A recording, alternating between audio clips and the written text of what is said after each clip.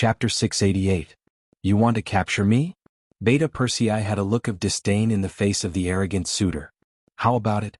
Do you still dare to resist? Suitor's face darkened when he saw that a small messenger of the enemy dared to show off in front of him. He was furious. Resist? Ah. This time it was Beta Persei's turn to laugh.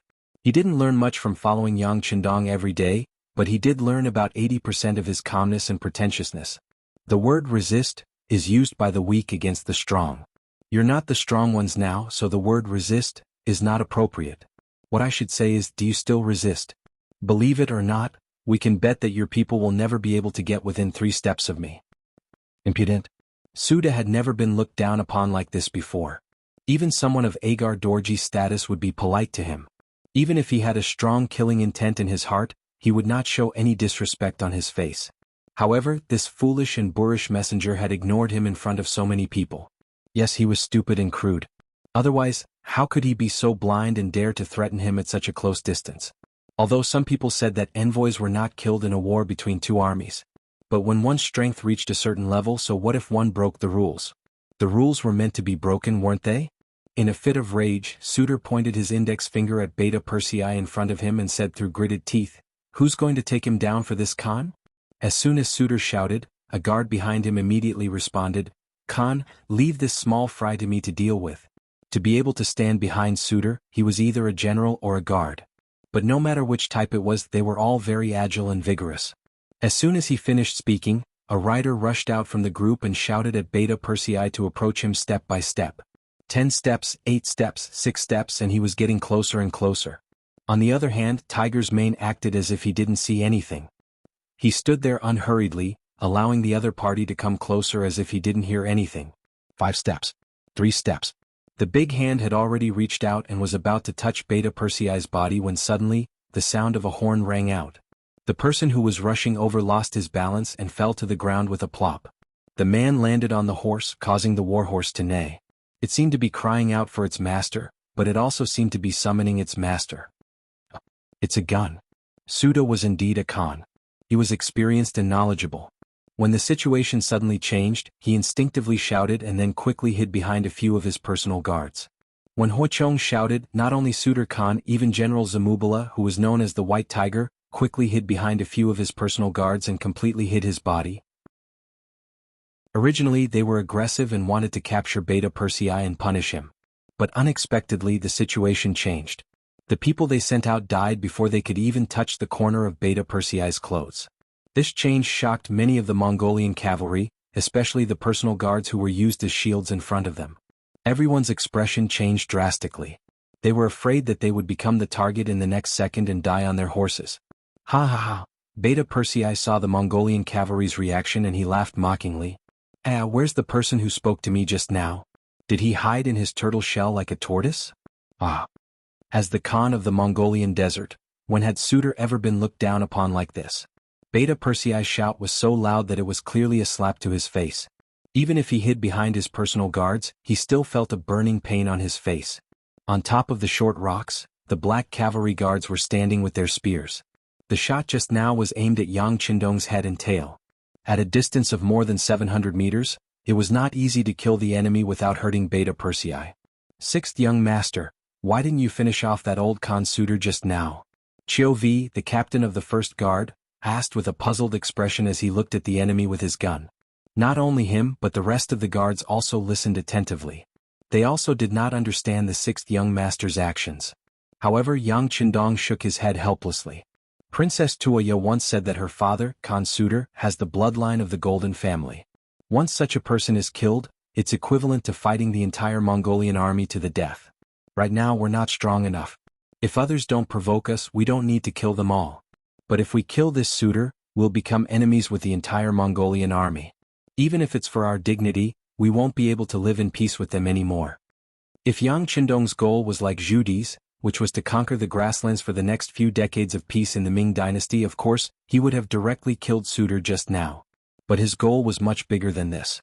In order to resolve a momentary hatred, killing Suitor would cut off the possibility of cooperation with the entire Mongolian army. Clearly, the gains did not make up for the losses. On this side, Yang Qindong was still explaining the overall situation to the guards. On Beta Persei's side he was still cursing. He really did not care about the fact that Suitor was a Khan. Where was Suitor's face?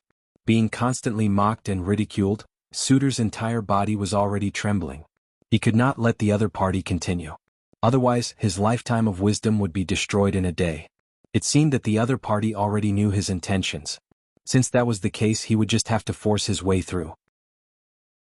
He did not believe that with his absolute advantage in numbers, he would not be able to destroy the other party. Beta Persei was still cursing. You're the ones who are ungrateful. Previously, my young master risked countless dangers to save your princess, and now you want to start a war with us? Everyone says that you Mongolians are born righteous, but what are you doing now? Where's your gratitude? Where's your sense of shame? Do you still have any shame? Bah. Even if we saved a dog, it would still know to wag its tail at us to express its gratitude. When we need them, they can even guard the house. But the person who saved you, you want to hurt your benefactor? Where's your bottom line? What's the difference between you and an animal? Oh, you're worse than an animal. I'm so angry. Suitor could not hold back anymore. Suddenly he shouted and interrupted Beta Persei's voice. Mongolian warriors, the other party used firearms just now. They are undoubtedly the Ming army. Thinking back, how many of our ancestors died in the hands of the Ming army? Now, the Ming dynasty is no longer the same as before. The Walla is fighting with them and has gained a certain advantage. They are no longer the world's strongest army. Now is the time for us to avenge our ancestors. Listen to my command, charge. Charge. General Zamubala also hid behind his bodyguard and shouted. When they were scolded by Beta Persei, many of the Mongolian soldiers lowered their heads and the morale of the entire army dropped by a lot.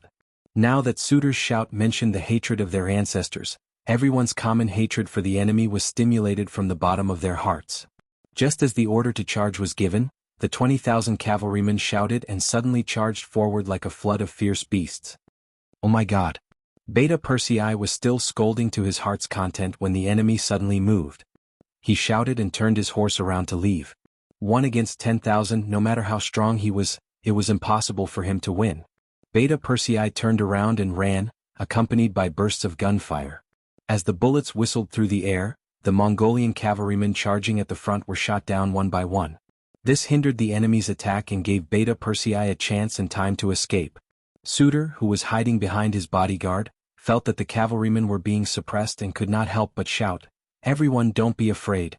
Firearms are single-use items. Every shot counts. Everyone charge together. They won't be able to hurt any of us. Charge, charge." Everyone split the gold, silver, and horses in their hands. In order to raise morale, Suitor promised to split the spoils equally. As soon as he said this, the Mongolian cavalrymen who were still hesitating shouted and charged forward. In the face of enough benefits, even if there was danger, there were still people who would take the risk. On the pile of short rocks, Yang Qindong led the 2 bodyguards and kept firing bullets. One after another, the Mongolian cavalrymen fell on the road ahead. However, the cavalrymen were too fast. In the blink of an eye, they had rushed forward from the original distance of 1.5 miles. At that moment, their bows and arrows could already be fired. Yang Qindong and the bodyguards had no choice but to put on their masks to protect themselves. The arrows fell like rain. Compared to their fighting skills on horseback, the Mongolian cavalrymen who were known to have grown up on horseback performed very well.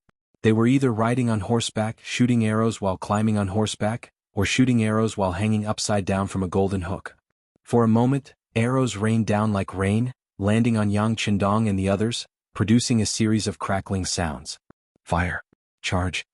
Under the pile of short rocks, Yella led the Jurchens and started a fierce counterattack. The same arrows were shot out and landed among the Mongolian army, causing the cavalrymen to fall off their horses. Fire! Fire! At the independent regiment, Tiger's man ordered the 10 infantry battalions to fire arrows from afar. At the same time, he led 6 cavalry battalions into the designated area. He wanted to rely on the advantageous terrain and take advantage of the fact that the enemy could not fully deploy their forces to attack.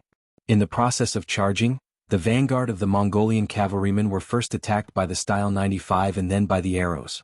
They suffered heavy losses.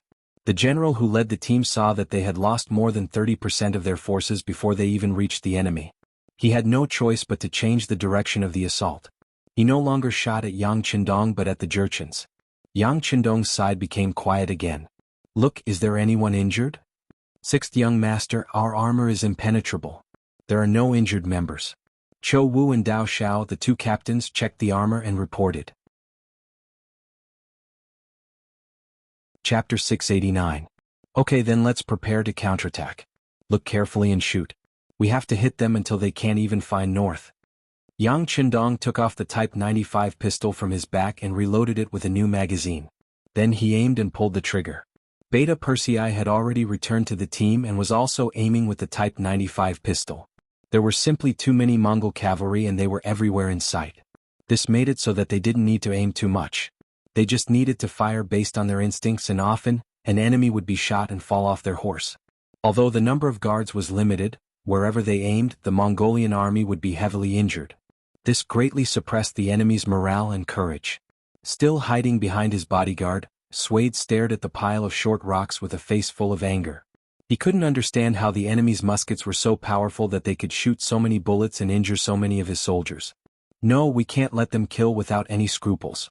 Men, send out 1,000 cavalry and charge forward. I don't care what method we use, we have to destroy these people. We can't let them become a threat. As soon as the Khan gave the order, a cavalry of 1,000 men charged towards the pile of rocks. They're finally here. Yang Qindong had already expected that the enemy would send troops to restrain him. He sneered, fire at them. I want to see if they're made of iron. Facing our bullets, will they be afraid? It was only 1,000 cavalrymen, so Yang Qindong and the guards didn't really care about them. After everyone agreed in unison, they turned the muzzles and aimed at the charging cavalrymen and pulled the trigger. As gunshots rang out, countless cavalrymen fell off their horses. Although they charged very quickly, they still lost more than half of their forces in the process. Put away your guns. Seeing that the enemy was less than 100 meters away from him, Suede immediately shouted. Yang Qindong immediately put the 95 style on his back and pulled out his cavalry saber. With a shout, he rushed towards the pile of short rocks. Along with him were more than 100 black cavalry guards. They charged down like ferocious tigers. With their sturdy armor, it was as if they had entered an unstoppable state. They could cut down and kill whoever they wanted. The Mongolian cavalry fell off their horses one after another. Streams of blood flew out and dyed the sabers red. The setting sun was like blood. The Nuzan cavalry had already been surrounded by the Mongol vanguard. Both sides were engaged in a bloody battle. Dust flew up once again, and the only thing that could be heard were the roars and shouts of killing. As the Mongolian general, Kamubala didn't choose the Nuzan cavalry as his opponent. With the idea of picking the weakest among them, he set his sights on the 10 infantry battalions of the independent regiment. The advantage of cavalry against infantry was quite obvious. Looking from afar, infantry didn't have the mobility of cavalry. They formed a square formation with 400 men. They formed a tight square formation with black shields around them to protect their own safety. Outside the square formation, there were rows of barricades. It was as if they were telling the cavalry not to provoke them or they would be hurt. Let's kill these infantry first, Zamubala said bluntly. Clearly, he didn't care about the formation of the infantrymen. The cavalry behind him was already eager to give it a try. The sabers in their hands were also ready to taste blood. As soon as the order was given, they would engulf and drown the infantry phalanx in an overwhelming manner. Kill?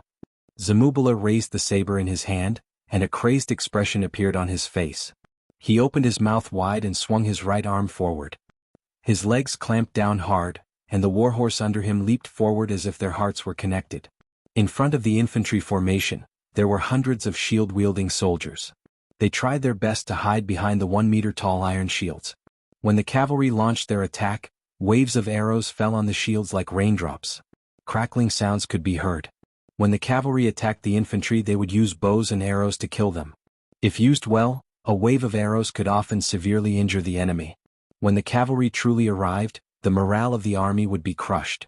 In other words, the infantry could only passively defend against the cavalry's attack. It was as natural as a cat eating a mouse. However, when the 5-star army was involved in this matter, it was a completely different matter. Only defending and not attacking wasn't their habit. Split. After seeing the shield-bearers block the enemy's first wave of arrows, the battalion commanders of each infantry phalanx shouted out loud. The originally airtight square formation suddenly split into two from the middle. In the middle of the square formation, there were hundreds of musketeers. Some of them were lying on the ground, some were half squatting, and some were standing. They were divided into several echelons and formed a unique scenery. Fire! Fire! Fire! When the battalion commander gave the order to attack with a hoarse roar, the 100 gunmen with Type 81 rifles began to spit out their own tongues of fire. As the gunshots rang out, the enemy riders fell to the ground one by one in coordination with the sound of the gunshots.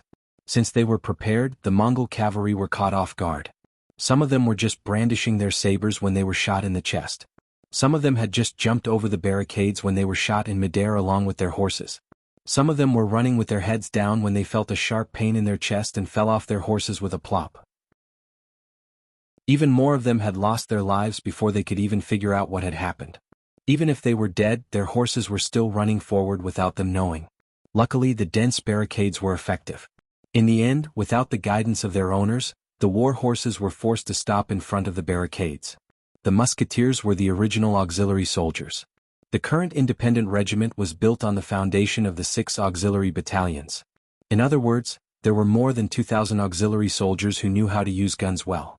Now, there were only 10 infantry formations and each formation only had 100 gunners. It was easy to gather them. This was also the trump card that Tiger Edge had prepared when training the infantry of the independent regiment. Now that it was used, it brought about an astonishing power and effect. The 1,000 auxiliary soldiers each held a Type 81 rifle that was much more powerful than the Type 81 rifles of this era. When the sound of gunshots rang out and the enemy cavalry was killed one by one on their horses, it was a shocking sight. Even the soldiers of the other independent regiments who were captured during the Battle of Liaohe were shocked by the strength of the auxiliary soldiers. It wasn't that they hadn't seen muskets before. In fact, because they were all comrades, they had even seen them up close. It was just that before they became auxiliary soldiers, they didn't even have the right to touch a gun. Because of this, many of their comrades were angry. They thought, "What are you guys so proud of? Isn't it just muskets? The great Ming Empire already has these things in their army." However, when they saw and experienced everything, they were still shocked. They were both muskets, but there were obviously too many differences. For example, the stability, continuity, lethality, and so on. Although they only served in the new Urgandusi region and didn't have the chance to come into contact with muskets, they could still feel the difference between the muskets in their comrades' hands and the Great Ming Empires.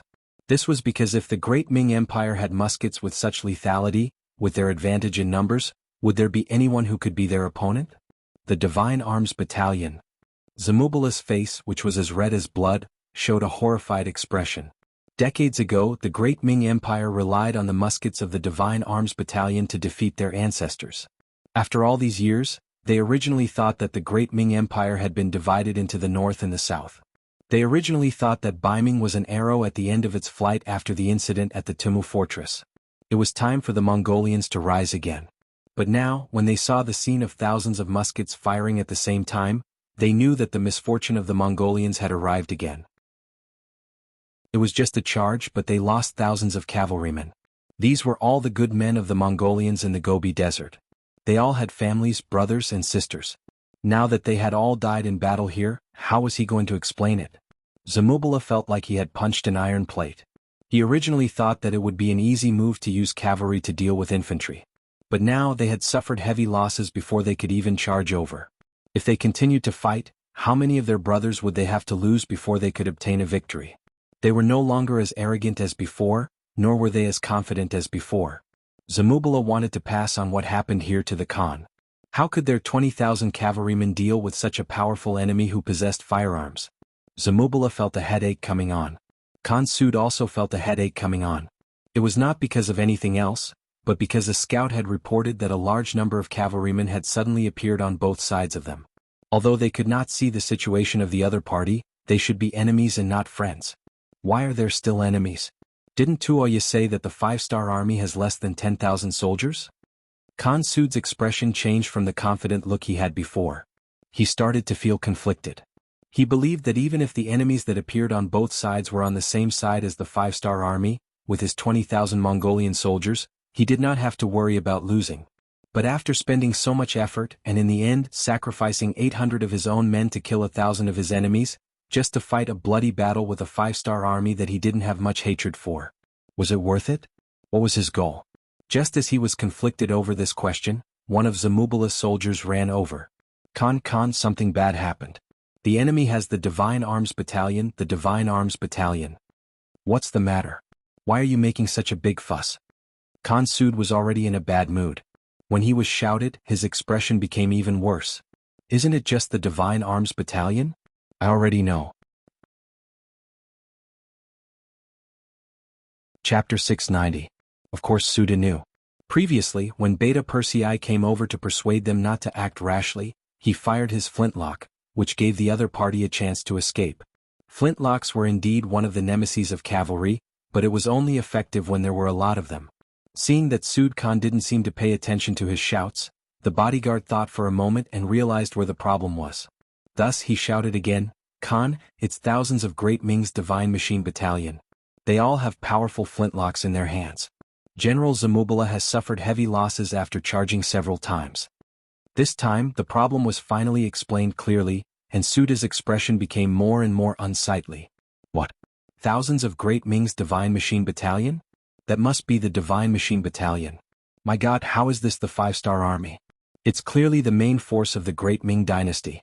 How did we end up fighting against them? Finally, Suda realized how stupid of a decision he had made. He actually treated the main force of the Great Ming Dynasty as a soft persimmon. When he thought of the scene of the Great Ming Dynasty sweeping through the grassland decades ago, he felt a chill in his bones.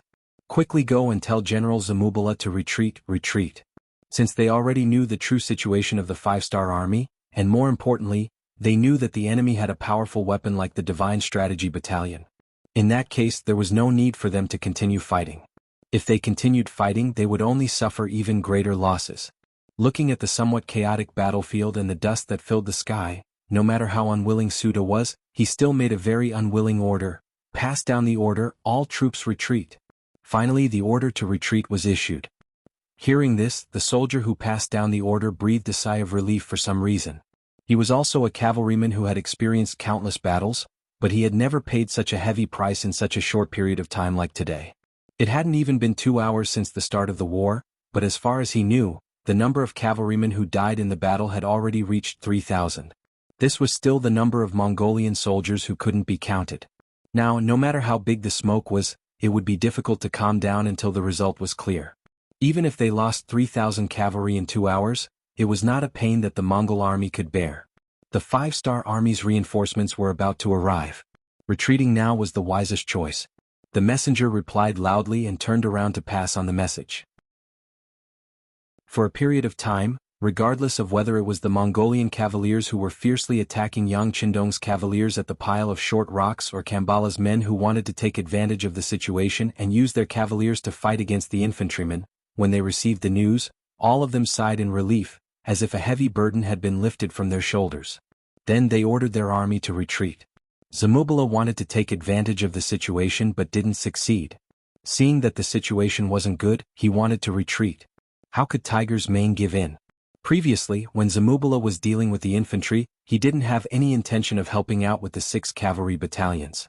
This was because he believed in the strength of the infantry battalions. He knew how powerful these infantry battalions were with Type 81 guns. Now that the other party had suffered a loss and was afraid, it was time for him to take advantage of the situation. Come on, cavalry warriors of the independent regiment, it's time for us to perform. Charge with your regiment commander. Tiger's Mane acted just like how he dealt with Hilaro's cavaliers. He was the first to charge forward on his horse. Following behind him were 6 battalions, more than 2,000 cavalry warriors with sharp sabers in their hands. They had been conserving their energy at the side. Now that it was finally time for them to act, how could they be courteous? All of them fought to be the first to charge forward and kill the enemy. At the pile of short rocks, the Mongolian cavaliers used various methods to try to surround Yang Qindong's troops. However, after all of them failed, they finally became obedient. Facing the mouth, nose, and eyes that could be injured, they were all helpless. Luckily, the messenger passed on a new order. The Khan ordered the army to retreat. Instantly, everyone heaved a sigh of relief. They didn't stop and turned around to leave. Young master, they are retreating. Beside Yang Qindong, Beta Persei, who was already covered in blood from all the killing, panted heavily as he spoke with a look of satisfaction. It was no wonder that Beta Persei had such a reaction. When he was by the young master's side in the past, he was always worried about the dangers on the front lines. Under normal circumstances, he would be at the command center. This time, relying on the advantage of the black armor and the might of the warhorse, he had finally reached the front lines. Now that he could kill to his heart's content, how could he not be carefree? They are going to escape, but can they escape? Raise the command flag, order the cavaliers to strengthen the 1st and 2nd Regiment to intercept the Mongolian cavaliers. This time, if we don't skin them alive, they can forget about escaping from the hands of this young master. Yang Qindong's eyes flashed with determination. Long before the Mongolian army appeared, the 1st and 2nd Regiment had already rushed to the pile of rocks. However, Yang Qindong didn't let them enter the battlefield immediately. He needed to leave behind a group of fresh troops to face any difficulties and unknown dangers. Since the enemy had retreated, it was naturally time to use their backup plan. Since they had chosen to be his enemy and his warning didn't work, then they had to be prepared for any serious consequences.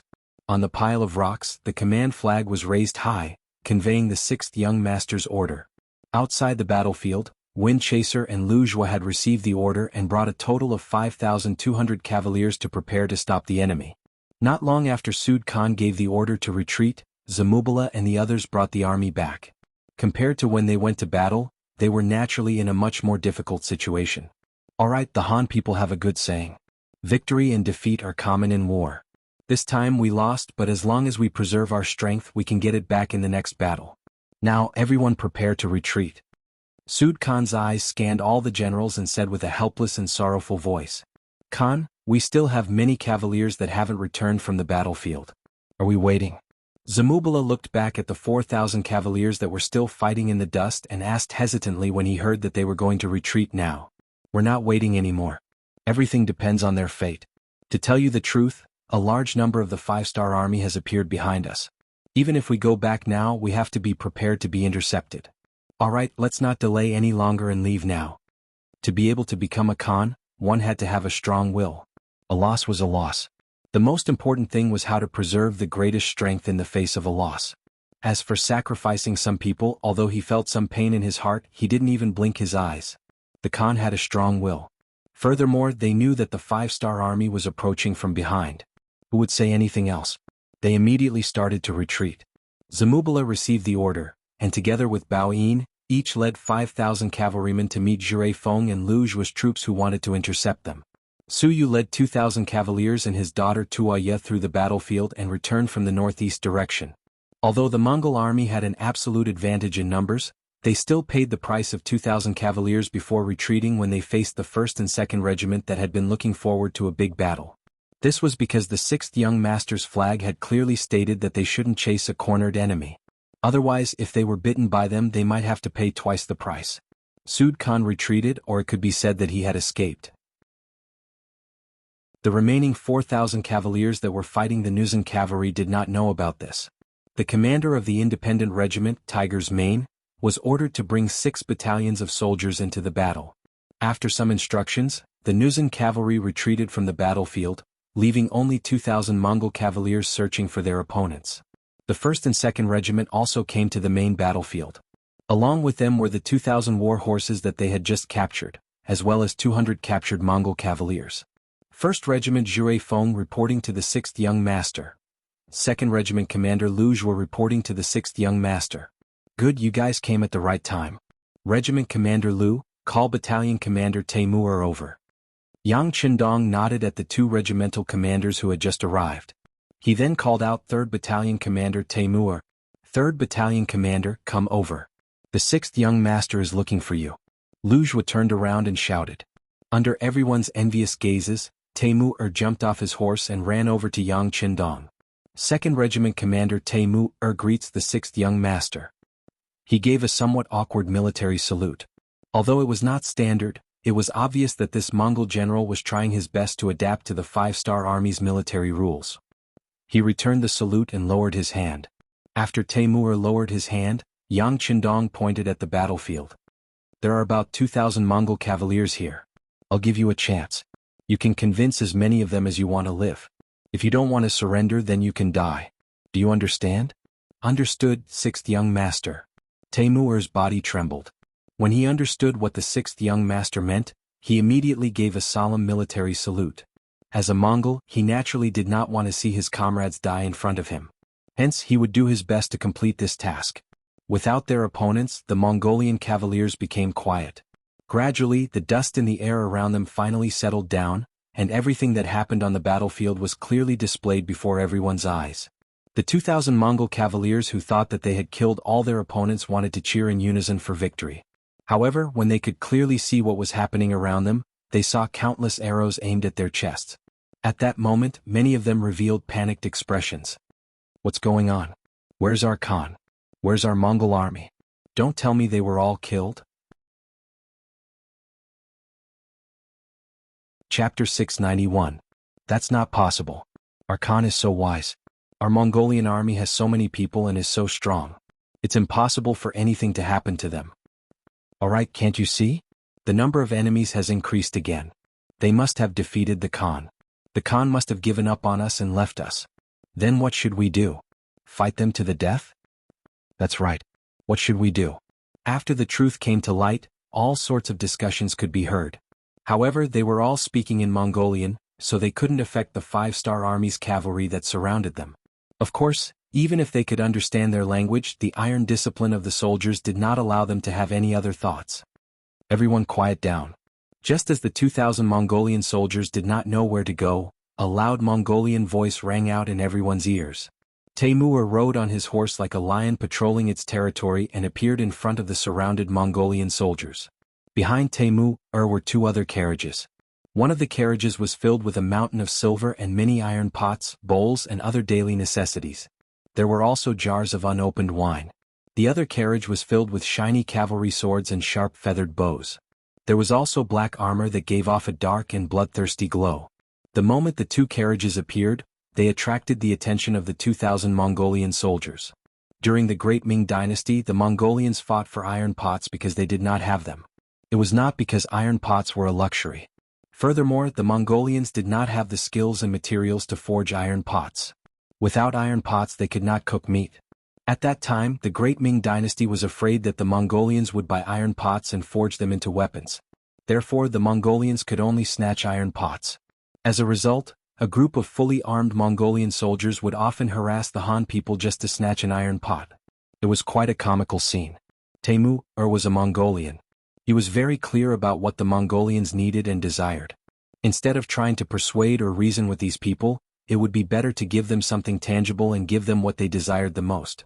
Noticing the greed and excitement in the eyes of the Mongolian cavalryman, Temur knew that he had made the right move. With confidence he said loudly, "Do you see that? As long as you're willing to surrender and join the 5-star army, all of these things will be yours. Not only that, you'll also be able to receive a decent amount of money every month. If you perform meritorious deeds on the battlefield, you'll even receive additional rewards. It can be said that the 5-star army has many good things that no one can imagine. You are all brave warriors. The 6th young master because he respects you." Of course, if anyone wants to be unconventional and want to repay your Khan's kindness with death, you can also take out your saber and stand out. I will stand right here and will not move an inch. If you have the ability, then just kill me. At this point, Temur took the initiative to pause for a moment before saying, "Of course you have to think it through before you act. If you draw your sabers you might die before me. As long as you've made up your mind you can do it." "Alright, I'm afraid you don't know what happened just now. Your Khan Sud fled when he realized that he was no match for my 5-star army. I didn't tell you anything. I have to say you are all abandoned children. I really feel sorry for you. For a Khan like this, is there any need for you to serve him? Isn't it too worth it?" When Temur finished speaking, there were still a few Mongolian soldiers who wanted to test his saber with their own bodies. Some of them had received Sud's kindness. If it wasn't for this Khan, their lives would be very difficult. However, when they heard the last sentence and heard that Sud had abandoned them, the Mongolian soldiers who wanted to step forward and show their loyalty hesitated. It was not worth it to risk their lives for a Khan who abandoned them. None of the Mongolian soldiers rushed forward. This was within Temur's expectations. The 5-star army soldiers were all around them. Unless they didn't want to live anymore, who would take the initiative to rush out and die? Good. Since no one objects, I will take it that you have chosen to surrender.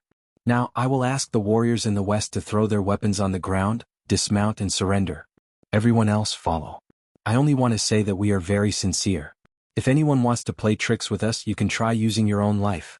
After Temur said this, he looked at the soldiers in the west and said, You have 3 breaths. If you don't surrender immediately, don't blame us for being impolite. 1. 2. Finally, under Timur's slow and drawn-out voice, a Mongolian cavalryman threw down the saber in his hand and jumped down from his warhorse. Holding the reins of his warhorse, he was the first to walk out. Surrendering was equivalent to letting go of all their dignity. If it was any other time, who knew how many people would laugh at him? However, they didn't.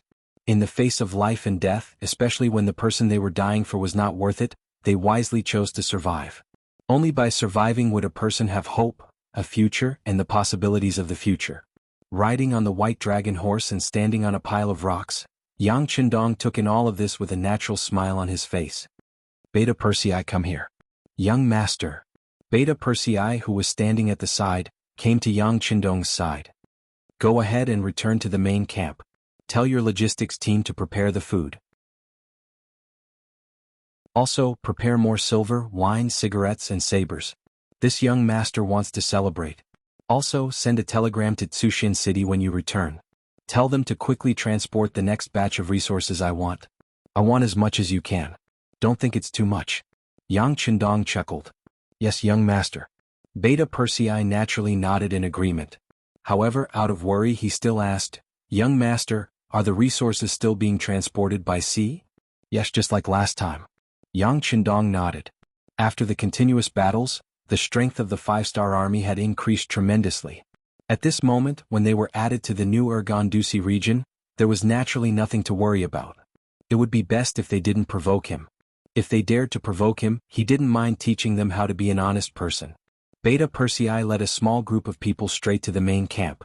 After the Mongolian cavalry put down their weapons, handed over their horses and became infantry, they followed the main force of the 5-star army back to the main camp dozens of miles behind them.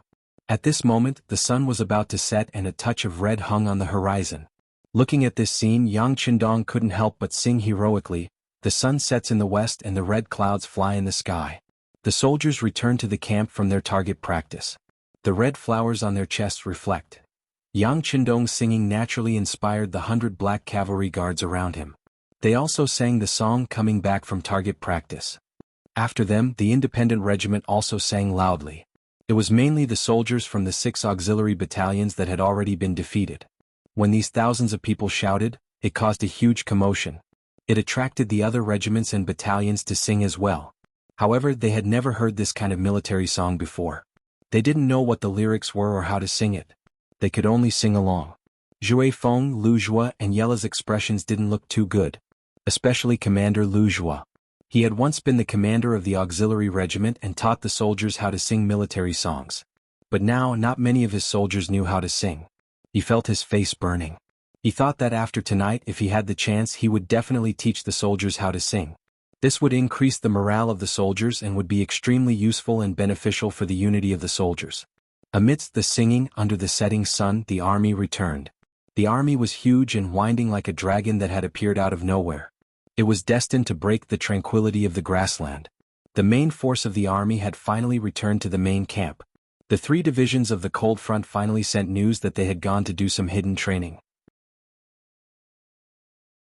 As Yang Xie's army continued to grow, as the most elite of the Cold Front division, they also felt the pressure on their bodies increasing.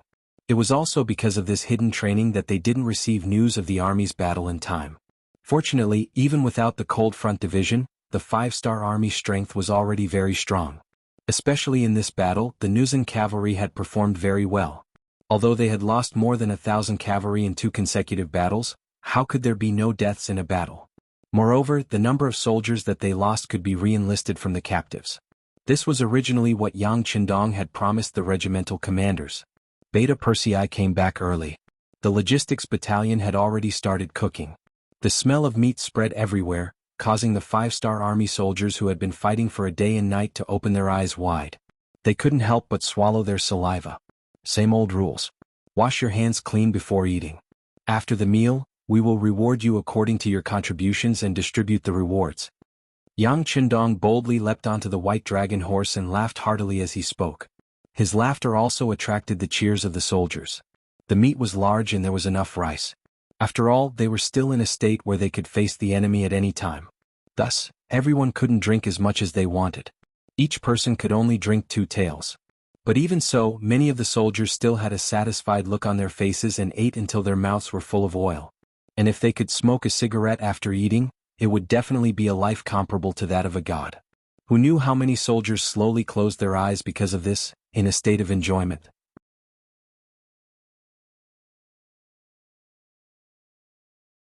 Chapter 692.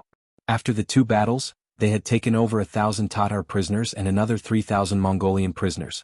These 4,000 people were still in the captive camp. They were lucky enough to see the 5-star army having a meal. In that era it was not easy for soldiers to have a full meal.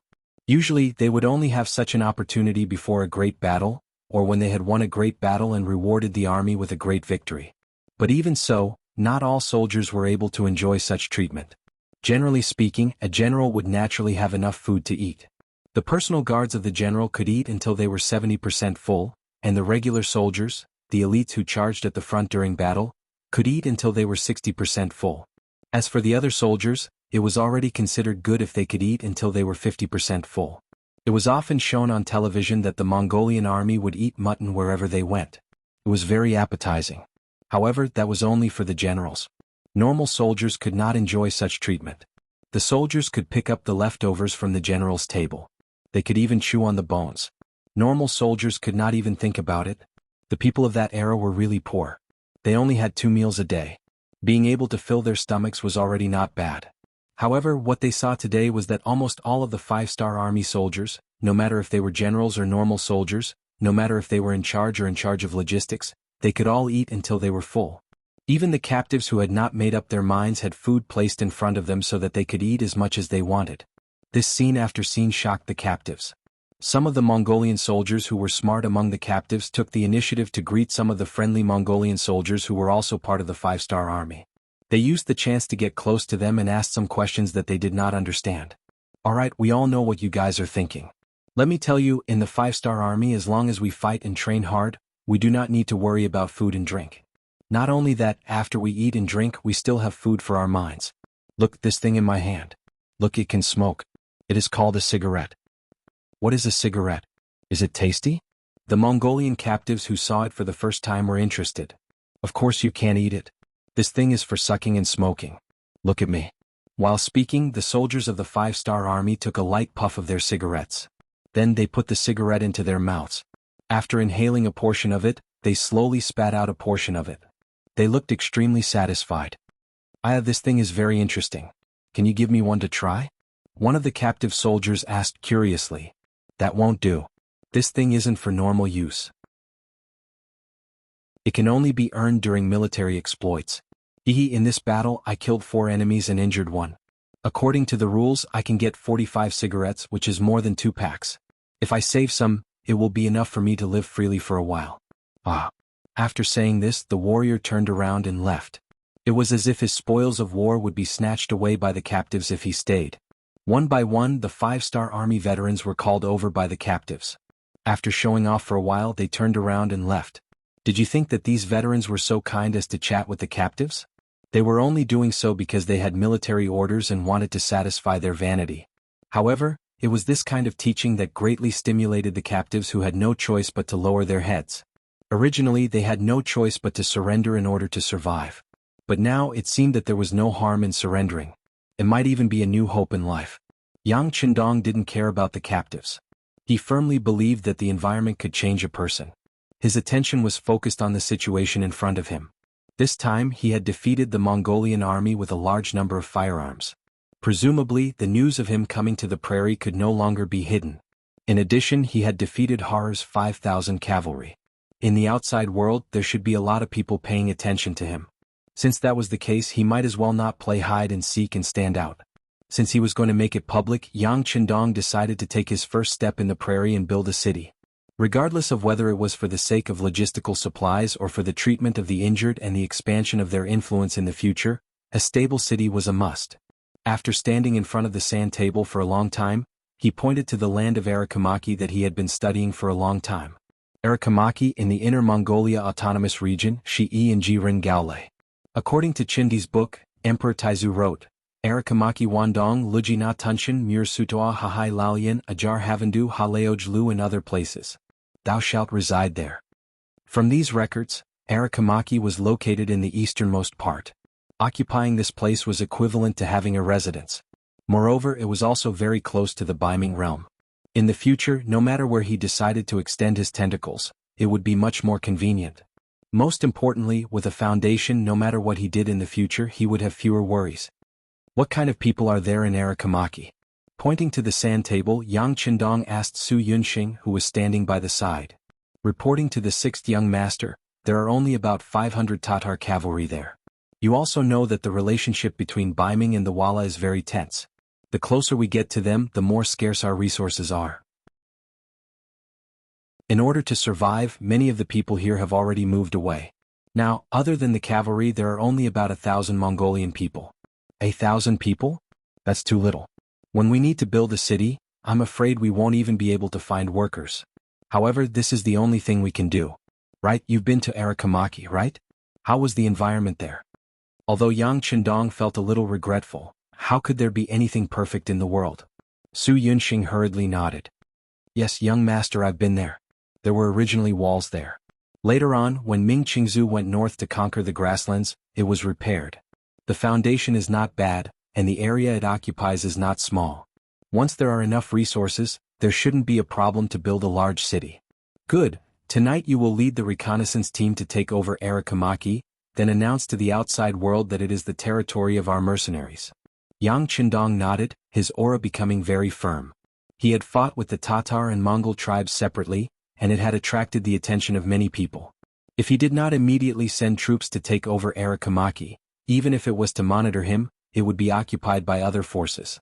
At that time, if he wanted to take over Arakamaki, he would have to fall out with one of the parties.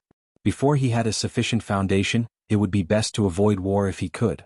If the Vala, Tatar, Mongol, or even the northern Ming dynasty allied together to attack him, he was afraid that he would be exhausted to death with the few people he had. Yang Qindong gave the order, and Su Yunxing did not ask any questions. He nodded and agreed. Yes, after dark our reconnaissance team will move out. Tomorrow morning when the sun rises, this news will be spread all over the grasslands. Good, you can go. Call the 3rd Division Commander Wu Sheng and Political Commissar Qin Bo over. Yang Qindong did not even raise his head, and continued to look at the sand table in front of him, as if he had thought of something. After a while, the 2 senior officers of the 3rd Division of the Cold Front appeared in Yang Qindong's tent. How is it? Are you feeling regretful that you didn't get to fight the last battle? As soon as he saw the 2 young officers with the rank of senior colonel, Yang Qindong pointed at them and asked jokingly. Hiding in the grassland was different from hiding in the forest. Without the protection of trees, hiding in the open grassland would naturally require a higher level of training for a cavalry unit to be able to launch a sudden attack. However, under Yang Qindong's theoretical guidance, Wu Sheng and Qin Bo still did as they were told. They had already achieved some results.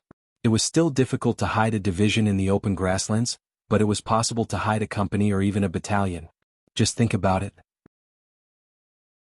When both sides were about to fight, a powerful enemy cavalry suddenly charged out from the ground. It was self-evident what the outcome of the battle would be. Thus, even though the 3rd Division of the Cold Front didn't make it to the last battle, they did not regret it. This was because they knew that the 6th young master's ambitions were far-reaching. There would be more battles to fight in the future. As long as they could train their troops to become stronger, there would be no lack of opportunities for them to perform. There are some regrets, but we believe that gold will shine. The 3rd Division of the Cold Front will always be the strongest cavalry unit. Political Commissar Qin Bo chuckled and said confidently. Yes, the 3rd Division of the Cold Front will always be the strongest. Commander Wu Sheng said with even more confidence. His expression was filled with determination. Good. Seeing the confidence of his 2 subordinates, Yang Qindong was very happy. His subordinates had to have this kind of spirit. They had to be invincible. Only this kind of army could become a true elite unit. Only this kind of army could win every battle. Yang Qindong was very satisfied with Wu Sheng and Qin Bo's attitude. Then he began to assign tasks. It's like this. This time I will teach you a very important and difficult mission. Cross the Daxing and Mountain Range, cross the Liao River and Songhua River to reach Hai Town. There, you will receive a large amount of military resources from Crimson City and rush back here. Pointing at the location on the sand table, Yang Qindong said, I want the 3rd Division to be like Monkey Sun this time. Create havoc in the sky and make the Biming army in the New Urgan district not dare to say anything. If they try to stop you, you can use the banner of loyalty. If they still dare to stop you, you can teach them a lesson. How about it? Any questions? Chapter 693. In order to establish a foothold in a place, military supplies and logistics were always the most important. Humans couldn't live without eating, drinking, and defecating. In an environment like the grasslands where everything was lacking, it was obviously unrealistic to obtain materials locally. They could only rely on transportation. Opening up a sufficiently safe logistical path was one of the most important things at the moment. After thinking about it, Yang Qindong finally chose the New Urgan metropolis for this logistical path. Although there were many Biming army stations there, they had been closed off for a long time and didn't have enough strength. Such an army wasn't difficult to deal with. As long as the 3 divisions completed their mission well, they were completely confident that they could open up a safe passage. As long as there were no problems with logistics, Yang Qindong was confident that he could build a new city in the grasslands in the shortest time possible. A new city with great influence and far-reaching influence. When that time came, conquering the forces in this area would be twice the result with half the effort. As for how to intimidate the Biming army stations in the New Urgan metropolis with thunderous might, Yang Qindong thought about it and finally decided that the task would fall on the 3 divisions of the Lungfeng division. This was currently the strongest army under his command. Only they could have a powerful deterrent effect. In the face of such a powerful force, any schemes and tricks would be useless. Without waiting for the 2 divisions to make a decision, Yang Qindong added, "This mission is extremely important. If you have any questions, you can raise them. But once you agree, you must complete the mission perfectly. This cannot be discounted at all. Once the mission is completed, I will record it as a great merit. If the mission is not completed well or if there are any accidents with the supplies, then you should prepare to be demoted. You will be directly sent to Beta Persei's logistics camp to be a cook." This was a complete demotion. Making a division commander a cook, this kind of punishment could be said to be heavy. Wu Sheng and Qin Bo couldn't help but be stunned, but they quickly recovered and said in unison, "Sixth young master, please don't worry. We will definitely complete the mission perfectly. If we can't do it well, we don't need to be cooks anymore. We'll just offer our heads." Wu Sheng was a standard soldier. The bigger the battle, the more excited he was. It was understandable that he would say something like that. It was also in line with his usual style of doing things. As a political commissar, Qin Bo was full of scholarly aura. Unexpectedly, he could say such words which surprised Yang Qindong. He looked at the 2 of them carefully and nodded after a long time. "Okay, I'll remember your words. Young Master Ben is looking forward to your next performance. Pack up and leave early tomorrow morning." Qin Bo's performance really made Yang Qindong's eyes light up. He even thought that since this person's character was so determined, then he should test him a little more. If there were no problems, then this person could be trained as a military supervisor in the future. It seemed like a waste for such a hot-blooded officer to become a political cadre. Qin Bo didn't know that his performance in Yang Qindong's eyes would give birth to such a realization. After he and Wu Sheng gave a standard military salute, he left the command tent and called for an emergency meeting with the officers of the 3 divisions. After the 2 of them left, Yang Qindong's eyes fell on the map again. His eyes still fell on Arikamaki, the old city built by the great Ming Dynasty in the grasslands. He imagined that after tonight's reconnaissance battalion took action, this city would belong to him. It would also become his first strong force in the grasslands. At this moment he even thought of a name for this new city. Since it was going to start here, then it would be called the First City. Arikamaki, this city that had been abandoned by the great Ming Dynasty, and who knew how many times it had changed owners, now looked extremely desolate. There were no traces of people walking around in the city at all. Only the dilapidated walls could be seen from time to time, and one could imagine the former glory of this place. It wasn't the first time Su Yunxing came here. But for tonight's military operation he once again disguised himself and appeared here. In order to not attract attention, he only brought 2 of his trusted aides and the reconnaissance battalion's 1st company commander, Yenda battalion commander. There are only 500 enemy cavalry and 1,000 Mongolian civilians. If we want to take over this place, why do we need to be so careful? I just need to move out and the mission will be completed. Yenda was very dissatisfied with the battalion commander's cautiousness. In his view, there was no need to spend so much effort on such a deserted city. Caution is the parent of safety. Su Yunxing shook his head. Then, as if he thought of something, he looked up at Yenda and said, "Commander Yen, people can have pride, but they can't have arrogance. If you continue to look down on everything like this, I will consider transferring you out of the reconnaissance battalion." Su Yunxing suddenly became serious, and Yenda was really afraid. With his ability, he was more than qualified to be a battalion commander in any regiment. Even if he went to the 3 divisions of the Cold Front, it wouldn't be a problem for him to be a battalion commander. But the position of the reconnaissance battalion was too important. Any battalion commander who wanted to see the 6th young master would be able to see the young master. So, he would rather be a company commander here than go to another unit. This was because he saw the importance of the reconnaissance battalion. Battalion commander, I was wrong. I'm actually very careful when doing things. Yenda immediately admitted his mistake. In reality, he was a very careful person. Otherwise, he wouldn't have become the company commander of the reconnaissance battalion's 1st company. Naturally, Su Yunxing was someone who understood this principle, so he just reminded the other party. If he was really not satisfied, he wouldn't have reminded him and would have directly transferred him away. With the interlude just now, when Su Yunxing wanted to do something, Yenda just followed at the side and didn't say anything. The 4 of them walked like this and unknowingly came to a house in the city. Here they saw an old man resting outside the door. Looking at the old man's appearance, he was in his 50s. At that time he was already considered a very old man. "Haha, old brother, how old are you?" Su Yunxing had imprinted almost every corner of the city and every street in his mind.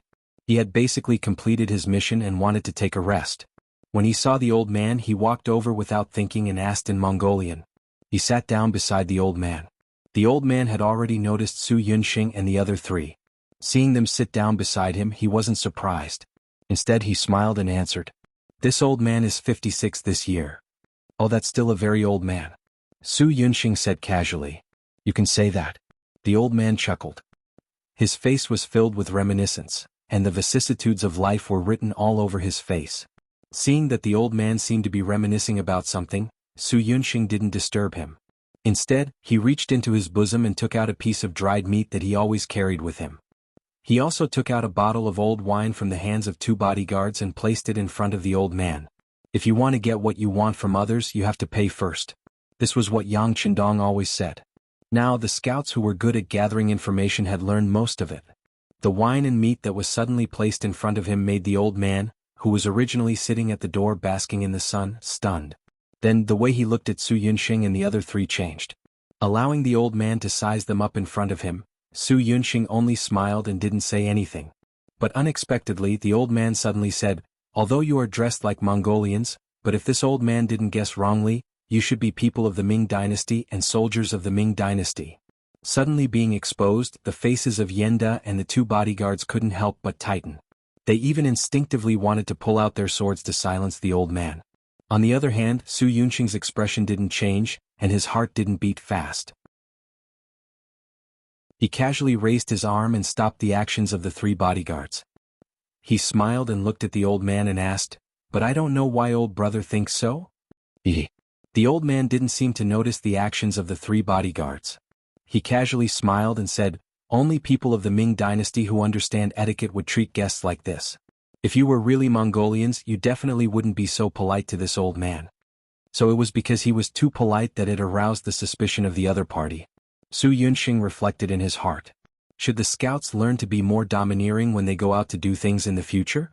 While his heart was still thinking about this unintentional loophole, the old man spoke again. "Although your Mongolian can be considered authentic, but let's talk in Chinese. AI, speaking of which, I haven't spoken Chinese in a long time." "Old brother is also a Han?" Su Yunxing's interest was immediately piqued. After all, other than his comrades, to be able to meet a fellow Han here was still very delightful. "I can be considered half Han. My father was a Ming Dynasty man. Later on he met a grassland woman and settled down here, giving birth to me," the old man said somewhat embarrassedly. After all, in that era, if one's blood wasn't pure, then one was a mixed blood. People would look down on them. "I see." Su Yunxing didn't have any intention of looking down on the old man. On the contrary, he was very curious about the old man's behavior in front of him. He had a feeling that this old man had some stories. "Old brother, I wonder if you can tell me your name?" "Name?" the old man said meaningfully. Then he sank into his memories for a while before saying, "This old man's Mongolian name is Zhang Shirbao, Han name is Zhang Shirbao." So it's old Master Zhang. Nice to meet you. Su Yunxing very politely clasped his fist and didn't mention the old man's Mongolian name. He only said that it was a Han name to express a kind of closeness. Then he said something that shocked Yenda and the two bodyguards behind him. This little one's name is Su Yunxing. I'm the battalion commander of the mercenary scouts under the Duke of Loyalty. Su Yunxing actually directly revealed his identity. This was definitely not allowed by the rules of the scouts. Unless it was one of their own, as a scout, he absolutely couldn't reveal his identity. As the battalion commander, it was impossible for Su Yunxing not to know this. But he still did so. Naturally, Yenda and the two bodyguards were puzzled. Chapter 694. Naturally, Su Yunxing had his own reasons for saying this. First, he found that this old man named Zhang Shibao was very honest. Otherwise, even if he saw through it, there was no need to say it. Because sometimes a wrong word could cost one's life. Secondly, he felt that Zhang Shibao still had a good impression of him, or rather, of Ming Ren. Third, even if he made a wrong judgment, he was confident that he could make the other party stay and not let the news of him appearing here spread. Since that was the case, there was no harm in directly revealing his identity. It had to be said that Su Yunxing's courage was quite big, and this time he made the right bet. Just after he reported his true identity, Zhang Shibao changed his unhurried expression and suddenly said with a shocked expression, "The Duke of Loyalty and Courage of the Great Ming Dynasty? Is it the Duke of Loyalty who is known as the God of War and defeated the Great Army?" Zhang Shibao also knew the name of the God of War. At that time, Yang Qindong had won against many and defeated Yi Xian. Because of this, his name was spread throughout the Mongolian grasslands. It was normal for Zhang Shibao, who had Han blood, to know about it. Yes. When Su Yunxing answered this question, he was also very formal, and his expression was very respectful. It was like the officials of the Ming Dynasty were respectful when talking about the emperor. Is it really? The God of War is coming to the grassland? Zhang Shibao was a little excited. He stretched out his arm and grabbed Su Yunxing's arm. Yes, the God of War is not only coming to the grassland, but he also wants to build a city here. He wants to change the pattern of war here. He wants to create better living conditions for the Han people here. And Argamaki is his next target. He wants to occupy this place and rebuild it. At that time you will be very happy to live here. Su Yunxing felt that Zhang Shibao was really excited, so he simply told him about his mission and Yang Qindong's current goal. It seemed to be a secret, but after tonight, everyone would know that Yang Qindong had occupied Argamaki. It was no longer a secret. Su Yunxing told the truth, which surprised Zhang Shibao and made him very excited. Good, that's great. After saying good 3 times in a row, Zhang Shibao's eyes actually held a trace of tears. Obviously, this news really made him very excited. Su Yunxing was also excited and happy as if he had been infected. Look, this was what the people wanted. The 6th young master hadn't done anything yet, but his appearance had already made an old man like Zhang Shibao so happy. Once a big city was built here, there would be even more people who would be happy. Once he had the support of the people, what was there to worry about? That's right. With the arrival of the war god, the future of the Han people will be much better. As long as they abide by the law, they will be able to live a better life than before. This should be what everyone wants to see. Su Yunxing nodded and continued with the idea of praising the 6th young master. Zhang Shibao's eyes lit up when he heard that. Then he repeated thoughtfully, "Can the Han people really live a good life?" Of course. You don't understand the war god. He has always been merciful to his enemies, but he is very good to the Han people. I'm afraid you still don't know that the former Jiaoji and Lansang kingdoms are now under the rule of the war god. The Han people there received a large amount of land and their lives are better than before by 100 times. If you have the chance to go there and take a look, you will see that the Han people's faces are filled with all sorts of smiles. That is happiness from the bottom of their hearts. A large amount of land that belongs to them. Zhang Shibao continued to repeat. His eyes revealed a look of yearning. Yenda and the 2 soldiers saw this and couldn't help but feel happy. This was because they also had a part to play in this matter. Just when the 5 of them were immersed in the hope of a beautiful future, Zhang Shibao's thoughts suddenly returned to reality.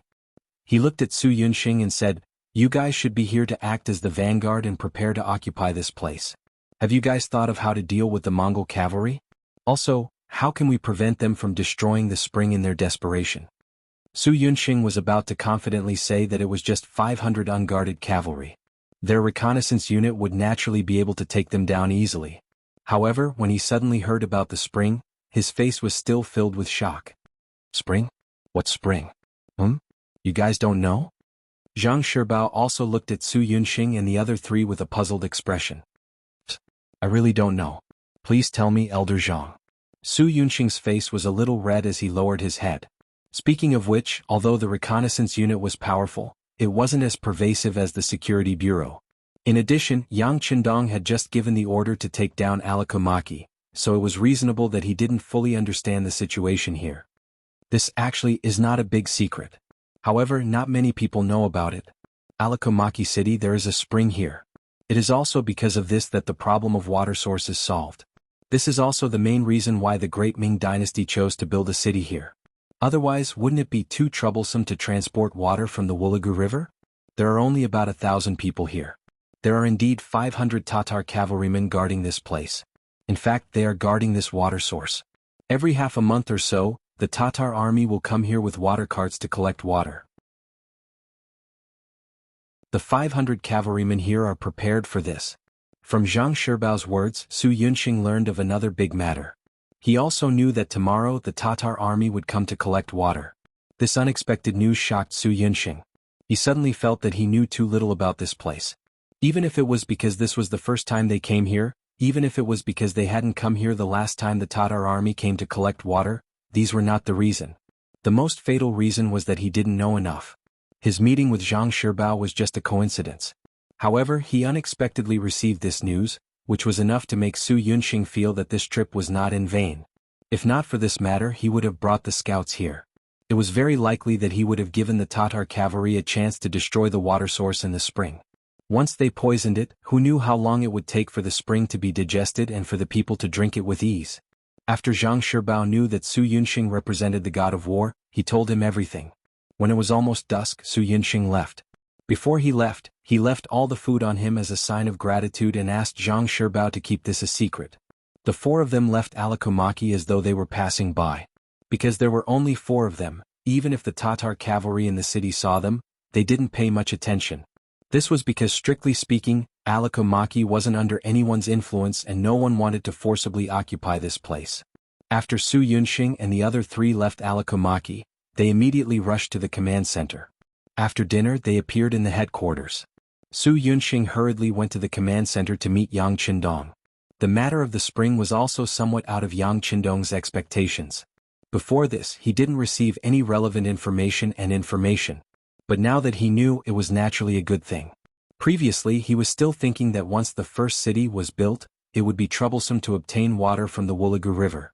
He was even thinking about digging a canal.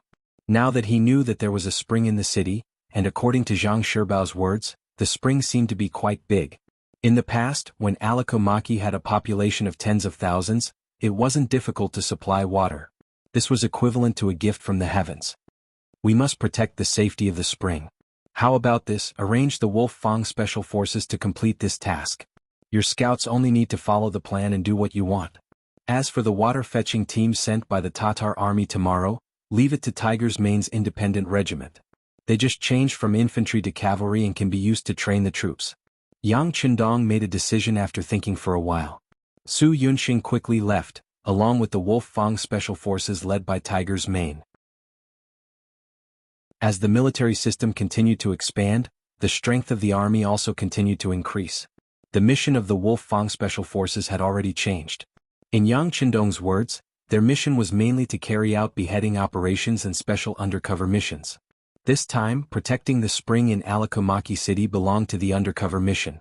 After receiving the military order, Tiger's Mane quietly set off with a group of members. This night for Alikomaki City was no different from any other night. When night fell, the city became quiet as usual.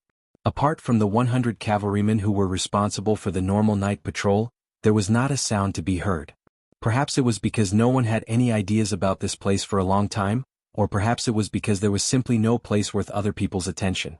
In short, the 100 cavalrymen patrolling would only make a symbolic trip once every 2 hours. Then they would gather at a lit bonfire in the city to rest their feet. An almost abandoned city, a city without many citizens, a city without many resources, a city without a very good geographical location. If not for the existence of a thick spring, which could still be considered useful, there would not even be 500 cavalrymen. How could such a place have a heavy military force, and how could it be so tightly guarded? Therefore, when Tiger's Mane brought a group of Special Forces members into this place, they did not encounter any obstruction at all. They followed the map that Su Yunxing obtained from Elder Zhang Shibao and rushed to the spring.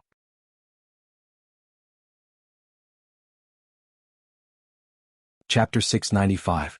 The mouth of the spring was located in the middle of a courtyard that was not small.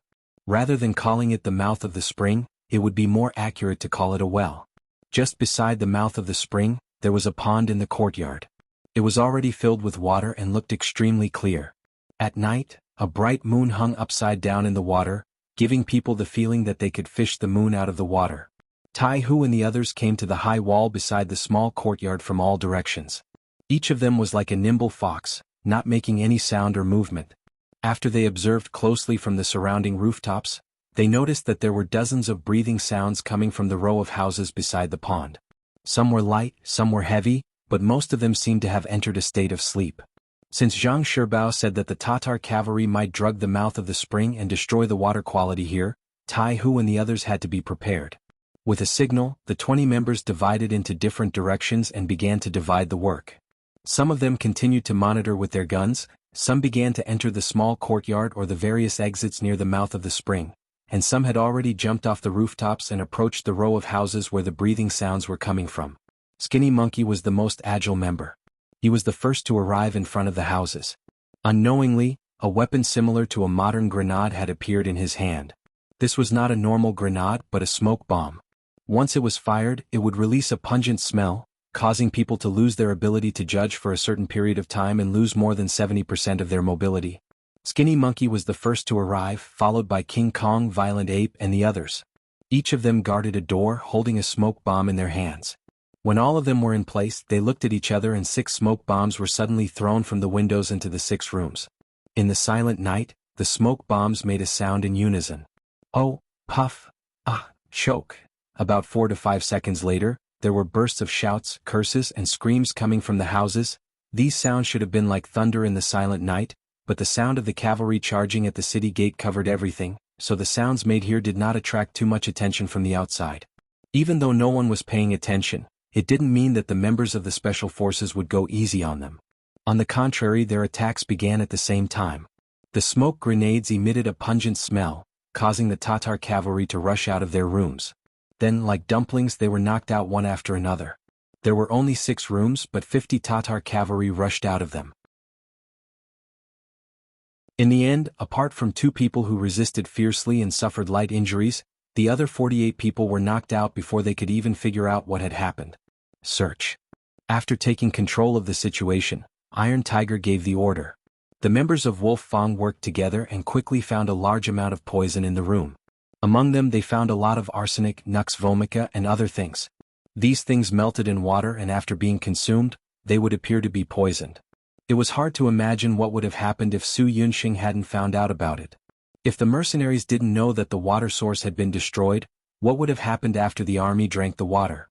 Come, bring the 2 wounded over here and let them drink the water in this pool. Iron Tiger was shocked and a little angry. Looking at the 2 wounded Tatar cavalry, he couldn't help but feel angry. If the 6th young master hadn't said that building the city required too much manpower, he would have killed them. But he could avoid the death penalty, so let them taste the water. If there really was a problem, they could only blame their bad luck. There was no time to poison them, or it could be said that they didn't think that someone would target them, so there was naturally no problem with the water. The 2 Tatar cavalry calmly drank the water. Seeing that everyone was safe, Iron Tiger let out a sigh of relief. He ordered his men to guard this place and not allow anyone to come close without orders. On the streets of Arakamaki, the sounds of killing had already become one. When the appointed time arrived, the cavalry of the reconnaissance unit began their attack. The first to be attacked were the 100 Tatar cavalry responsible for tonight's night watch. They thought that it would be an ordinary night like any other. But no one expected that the enemy would suddenly appear. While they were still far away, the sound of arrows piercing through the air could be heard. Most of the Tatar cavalry didn't even have time to react before they were injured. A few of the cavalry reacted faster. They had just mounted their horses when they were surrounded by at least 3 or 4 scouts.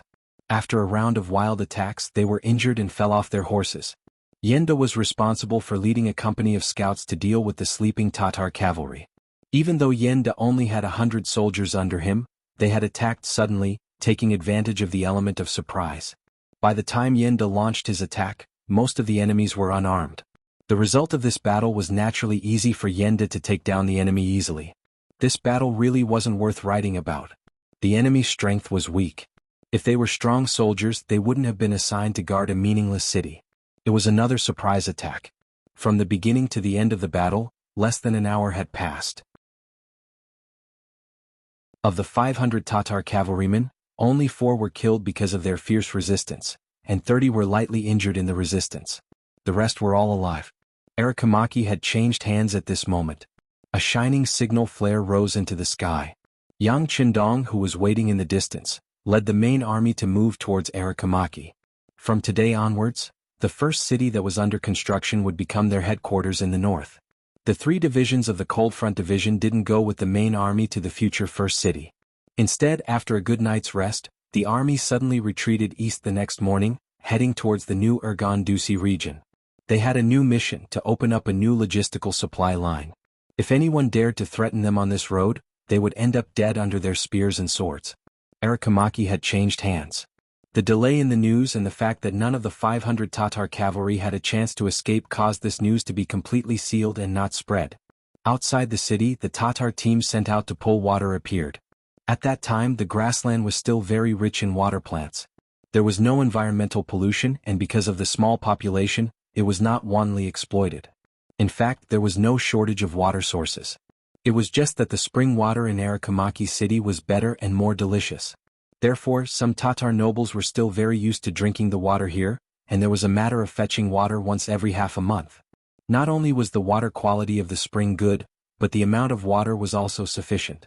No one knew where it was connected to, but it gave people a feeling of inexhaustible. Every time the caravan that came to fetch water became very large. Looking at the place where the independent regiment was lying in ambush, the number of caravans was more than 200. Could be said to be majestic like a long dragon. Wow, what a huge team.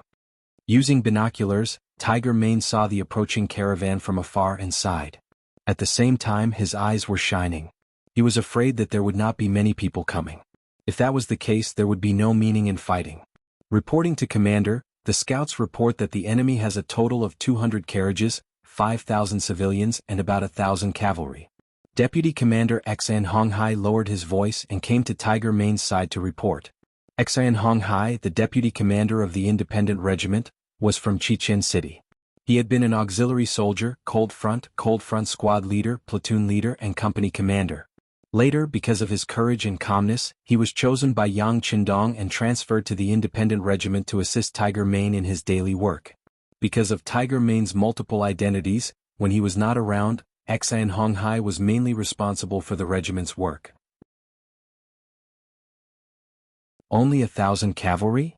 Tiger Mane, who was originally eager to give it a try, was like a deflated balloon. His fighting spirit was reduced by half in an instant. He originally thought that it would be the enemy cavalry, but he did not expect that there would be 5,000 civilians. In this way, this battle really did not have much of a start. If they were not evenly matched, it would not show the strength of the independent regiment, right? This was the difference between mercenaries and other armies. Other people were afraid that the opponent was too strong and would be dangerous when fighting. However, when it came to mercenaries, they despised the opponent for being too one-sided. It would not be satisfying to fight, and it would not show their strength. With only 1,000 cavalry opponents, Tiger Mane felt dispirited. When he looked at Xan Honghai, who was unusually excited, he decided to do him a favor. "Alright, Deputy Commander Xan, the command of this battle will be handed over to you. But remember, the 5,000 civilians cannot be hurt. Young Master wants to build Shire City, so he needs a lot of manpower. These are all good laborers." "Understood, please rest assured, Commander." Xan Honghai patted his chest and said with a face full of assurance. Then he turned around and left, as if he was afraid that Tiger Mane would change his mind if he stayed any longer. Tiger Mane was Yang Qindong's subordinate, so naturally he did not have to worry about being promoted. Xan Honghai had relied on his own hard work and ability to get to where he was today. Although he was only in his early 20s and could be considered a relatively young deputy commander, since he was born in the Cold Front, the world in his heart was much bigger than that of ordinary people. His dreams were also much broader. After receiving the military order, Xan Honghai immediately called over the 10 battalion commanders who had just been reorganized from infantry to cavalry. Commander has already handed the battle mission to me. Now, I order each battalion to send out 100 cavalrymen to attack the enemy's cavalry with me. The other cavalrymen will be responsible for guarding the 5,000 civilians pulling the water wheel. Since the enemy only had 1,000 cavalrymen in order to train the ability of his subordinates, he naturally would not send out too many cavalrymen. Only when the number of soldiers was equal could it be a form of training. A battalion had 400 people but only 100 of them could go out. This made the 10 battalion commanders somewhat unhappy.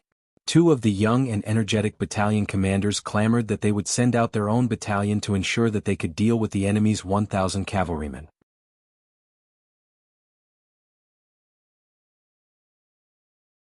Chapter 696. It was naturally a good thing for the officers to have strong confidence. However, this wasn't the time to flaunt their heroism. How could Xan Honghai agree to this? With one sentence, if anyone dared to speak out of turn, even the mission of 100 men would be cancelled. Sure enough, the battalion commanders became well behaved. So be it, it was better than not sending anyone. The battalion commanders followed Xan Honghai's instructions with the idea of training their fighting spirit through actual combat. They picked out a group of 100 men with average strength and gathered a total of 1,000 men to hand over to the deputy commander.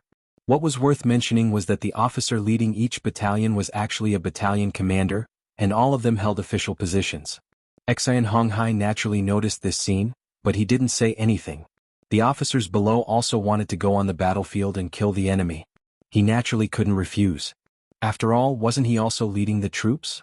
The caravan in the distance was getting closer and closer.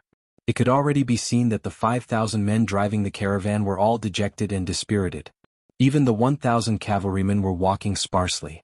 There wasn't the slightest bit of vigilance and formation that a cavalry troop should have. Although it could be said that the grasslands were currently in chaos, there was war everywhere. Many people were still fine when they left home in the morning, but who knew if this would be the last time they left home? However, in the face of danger, no one would have the idea of taking the water caravan. It was simply too worthless. It was too much of a loss to pay the price for these things. Even the common people knew that they shouldn't do things that were unprofitable, let alone a cavalry troop. Therefore, when the independent regiment suddenly appeared and Xan Honghai led 1,000 cavalrymen to kill from the side, the 1,000 Tatar cavalrymen looked at them as if they hadn't woken up from a dream. They looked at them as if they were looking at an idiot. It was as if they were saying, "Are you kidding me? We're just a caravan. You want to steal from us? Enemy attack! Enemy attack!" The leading Tatar Chiliarch only stared blankly for a moment before he reacted. He then pulled out his saber and shouted loudly. He intended to summon the morale of the army back in the shortest time possible. Kill. At this moment, Xan Honghai and his 1,000 cavalrymen were already less than 150 meters away from the Tatar cavalrymen. As the general leading the team, he shouted as he took out his bow and shot an arrow at the nearest target. He didn't use a flintlock because Xan Honghai didn't think it was necessary. Since they were cavalrymen, archery was still the best choice for long-range weapons. This was also a form of training for the troops.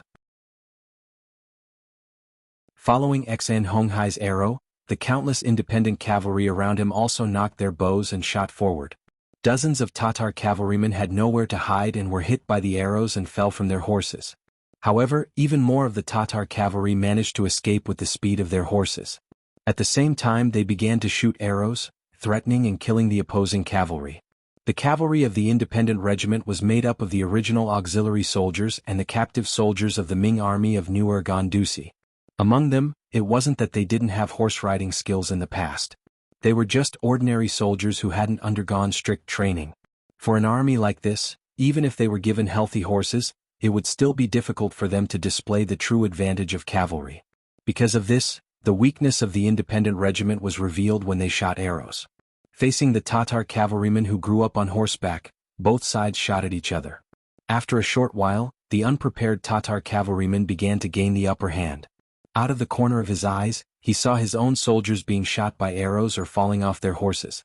In a short period of time, about 100 people were injured or died in battle. Xan Honghai clenched his teeth in heartache. He finally realized that his cavalry was still lacking in many aspects. No, we can't go on like this. A voice sounded in his mind. Xian Honghai was very clear about the strength of his cavalry. Most of them were like ducks being forced to perch on a perch. They lacked the time to break in with their horses and the time to train on horseback, especially when it came to archery. Whether it was shooting moving targets or moving arrows, they were still very weak. It was expected that cavalry would be at a disadvantage when shooting at each other. Rome wasn't built in a day. Powerful military combat ability wasn't something that could be trained in a single battle. In order to reduce losses, the soldiers had to have more opportunities to train and survive. Xian Honghai made a decision. He shouted loudly, "All battalion commanders charge with me." Close combat. With Xian Honghai as the leader, he brought 10 battle-hardened battalion commanders to close in on the Tatar cavalrymen from all directions. Under their lead, more and more soldiers stopped taking out their bows and followed behind the officer. They dodged the arrows and closed in on the enemy cavalrymen. Tiger's Mane was looking at everything that was happening in the distance through his binoculars. His expression was stern. When the 6th young master said that he wanted to give this mission to them to train and strengthen the ability of the independent regiment to fight on horseback, he was still a little unconvinced. Previously, their independent regiment had used infantry to defeat cavalry at the short stone pile. Now that they were cavalry, how could they not defeat cavalry? Reality gave Tiger's Mane a big slap in the face. Only now did he understand that their previous victory was only due to the power of the Type 81 assault rifle. When they gave up on using firearms, their independent regiment was nothing. "Commander, the situation with Vice Commander Xian is not good. Should we send the cavalry battalion?" Another cavalry battalion commander of the independent regiment asked worriedly. The independent regiment had 10 cavalry battalions that were reorganized from infantry. Apart from them, there were 6 other cavalry regiments. In comparison, these 6 cavalry regiments were much stronger. Although they couldn't compare to the Nuzan cavalry, they had the advantage of numbers. Dealing with 1,000 Tatar cavalrymen wasn't a problem. Clenching his right fist, Tiger's Mane was a little tempted. His breathing became a little heavier. But after a while he exhaled and said, "No need. An army has to go through hardships and risks in the end. If they are always under protection, this kind of army will never be strong." Tiger's Mane didn't order the main force to go out and help. This was because he knew that an army that hadn't undergone a transformation wasn't a strong army. It was also because he believed in his vice commander, Xian Honghai. He believed that he would be able to obtain the final victory. Not letting Tiger's Mane down, Xian Honghai really did give up on long-range attacks when he discovered that the situation wasn't good. He changed to close combat. He relied on the incomparably sharp saber in his hand to shorten the gap between the two sides. When Xian Honghai brought his 10 battalion commanders to the front of the Tatar cavalry, the saber in his hand continuously swung down. The enemy's cavalry formation that had just gathered was scattered. The advantage of archery was suppressed. Taking advantage of this opportunity, more and more of the independent regiment's cavalry rushed over. The situation began to turn in their favor. The soldiers of the independent regiment couldn't be more familiar with the saber training. When they didn't have war horses, one of the things they had to do every day was to hack their saber 1,000 times a day. Because of this, countless soldiers' right arms swelled up. Some even fainted on the training ground. Their hard work finally paid off. Under the supervision and urging of their commander, Tiger's Mane, Vice Commander Xian Honghai, and other officers, the soldiers swung their sabers quickly and powerfully. Now that they had changed to close combat, their hard work finally paid off. Ding ding dang dang. The sound of metal colliding rang out. Weapons collided with weapons, and the two sides that were previously suppressed entered a stalemate. This stalemate didn't last long. As the sabers continued to collide, cracks began to appear on the sabers of the Tatar cavalry. The quality of the weapons became the biggest factor that affected the outcome of the battle. Finally, after 7 or 8 clashes, the sabers in the hands of the Tatar cavalry began to break more and more. Both sides were riding horses, both were cavalry, and both sides were moving at the same speed. One side had weapons, while the other side only had a broken saber that couldn't threaten the life of the other side. The result was already predetermined. Retreat. Seeing the sabers in their hands break one after another, the arrogant Tatar cavalry's expression changed greatly. They turned around and fled. They had already seen 200 water carts and 5,000 civilians being controlled by the enemy. Knowing that the difference in numbers was too great, they finally decided to retreat. They had to inform the generals of this news. The Tatar cavalry fled. They used horse riding skills that were more skillful than the independent regiment's cavalry to escape. All that was left for Xan Honghai and the others were the horses' tails and the backs of the Tatar cavalry. Although the Tatar cavalry fled and the independent regiment seemed to have won, when the final statistics were tallied, they discovered that they had lost more than 100 soldiers and more than 300 were injured. However, the number of enemy cavalry that remained was less than 200. This was the first time since the establishment of the mercenary regiment that they had such a ratio of battle results and casualties. Of course, this was the first time that the results were the worst. Because of this, Xan Honghai brought 10 battalion commanders and more than 800 cavalrymen, who were either injured or uninjured, to the commander of Tiger Brilliance and asked for forgiveness. You don't need to ask for forgiveness from me. You should ask for forgiveness from the more than 100 comrades that have already died. With the same number of soldiers, you suddenly killed your way out and took the initiative. However, the battle was actually so tragic. You can conclude it yourselves. Tiger's man said with a cold face. After saying this, he brought the 200 water carts and the 5,000 civilians that he had just captured and headed to the beginning city. As the commander of the independent regiment, he had to bear the main responsibility for today's battle. He had to personally ask for forgiveness in front of the 6th young master. Aramaki had been officially renamed as the beginning city by Yang Qindong. After the name changed, the city seemed to be glowing with youth. The city was bustling with activity.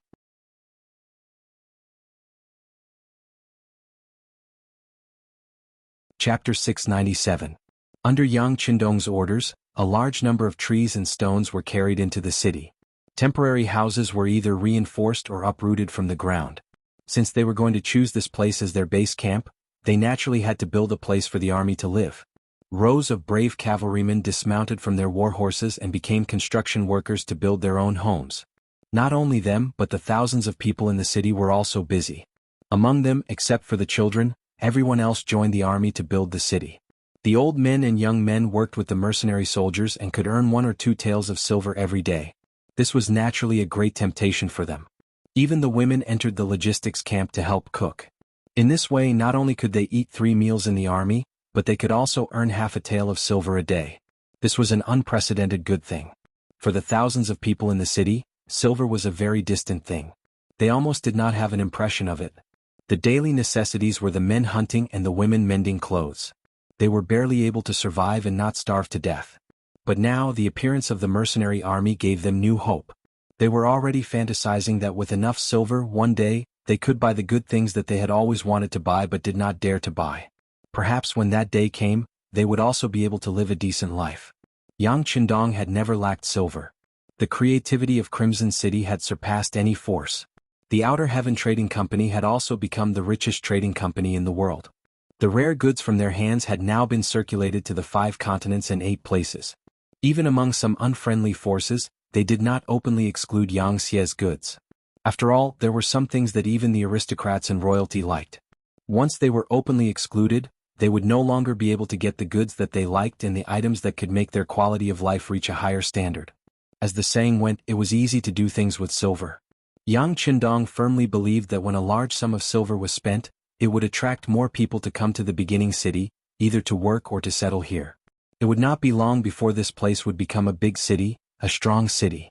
Since it was called First City, Yang Qindong had a certain idea and hope in his heart. He wanted to build this city into one of the largest cities in the vicinity.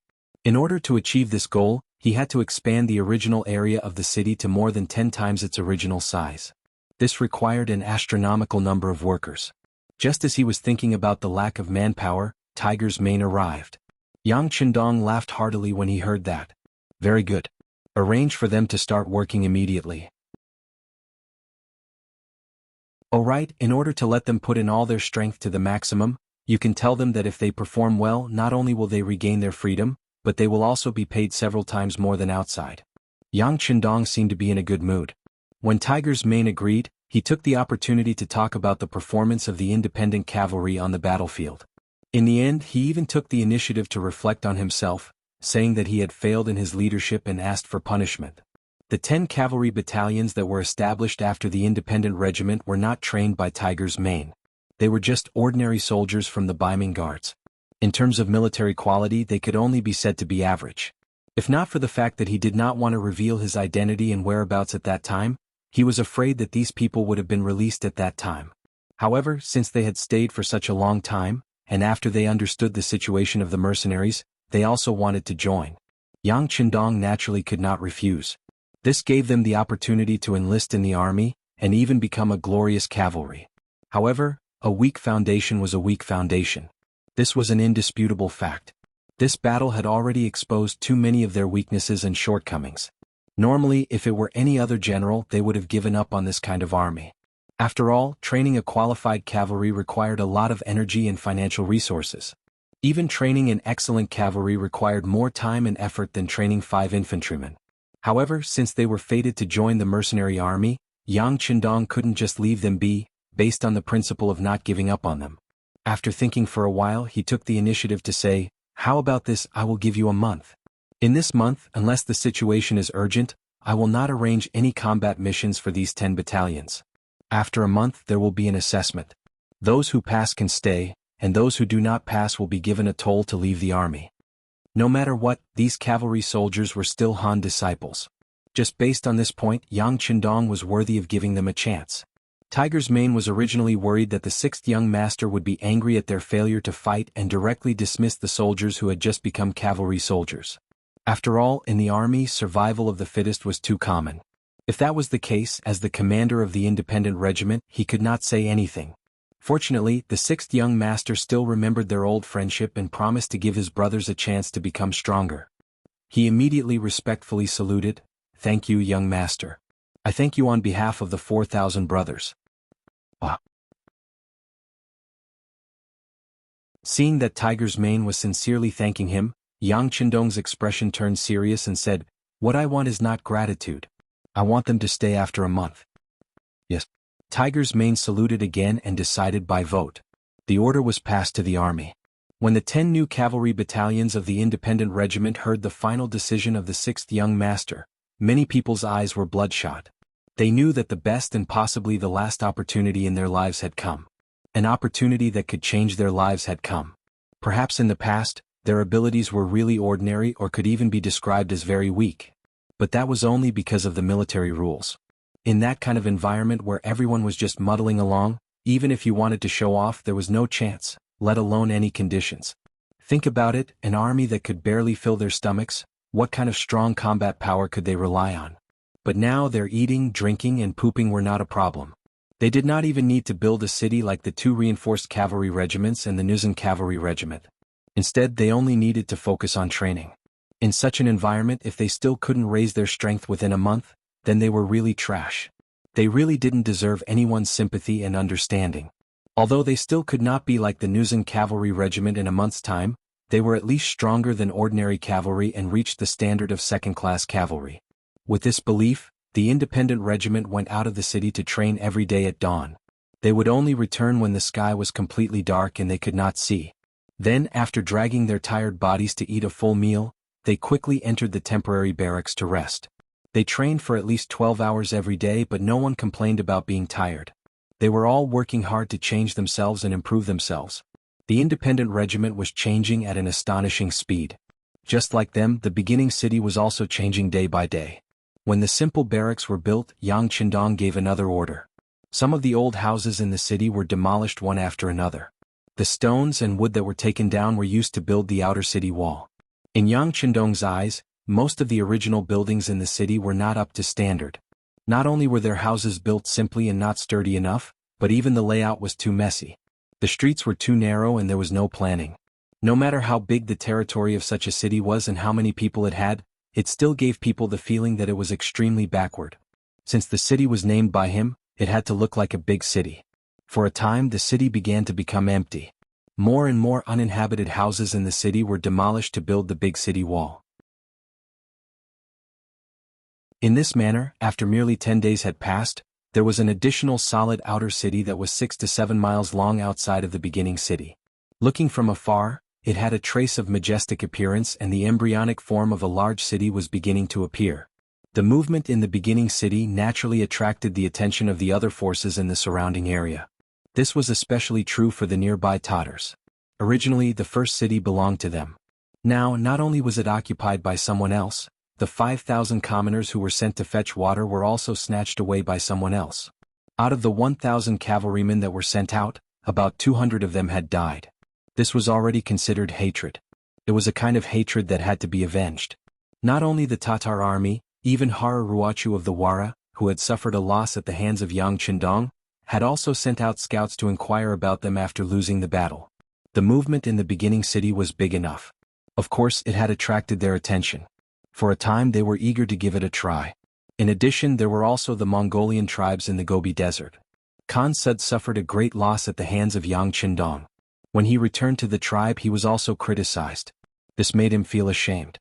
At this time, the scouts sent back news that they had found the 5-star army that had once caused them a loss. They were building the beginning city. But at the same time there was another piece of news. That was, the 5-star army was actually a mercenary army. Their leader was the war god of the Great Ming Dynasty who had defeated the leader of the Wala, Yeshen. He was the Great Ming Dynasty's Duke of Loyalty, Yang Qindong. The 5-star army was a mercenary army. The army that was building the beginning city was a mercenary army. When this news was intentionally released by Yang Qindong, it quickly shocked the area. Some of the forces that were originally eager to make a move couldn't help but suppress the idea of making a move. They decided to wait and see first. Who was Yeshen? Presumably, there was no one in the grassland who didn't know about him. In the coup 3 years ago, this person defeated the Great Ming Dynasty's hundreds of thousands of main forces. At one point he almost breached the capital of the Great Ming Dynasty. How glorious was that? However, such a powerful person with a powerful cavalry team was still defeated by a Han scholar in his early 20s. After the war, this person also received an even more resounding nickname, War God.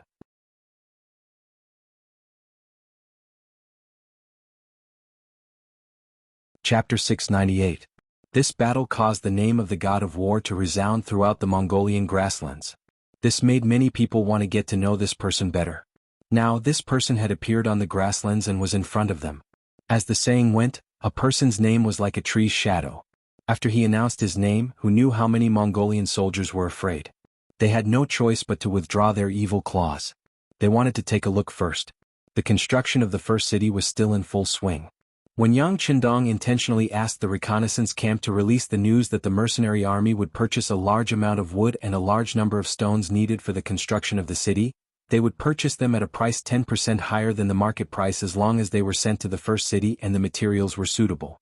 More and more nearby merchants had come here to do business.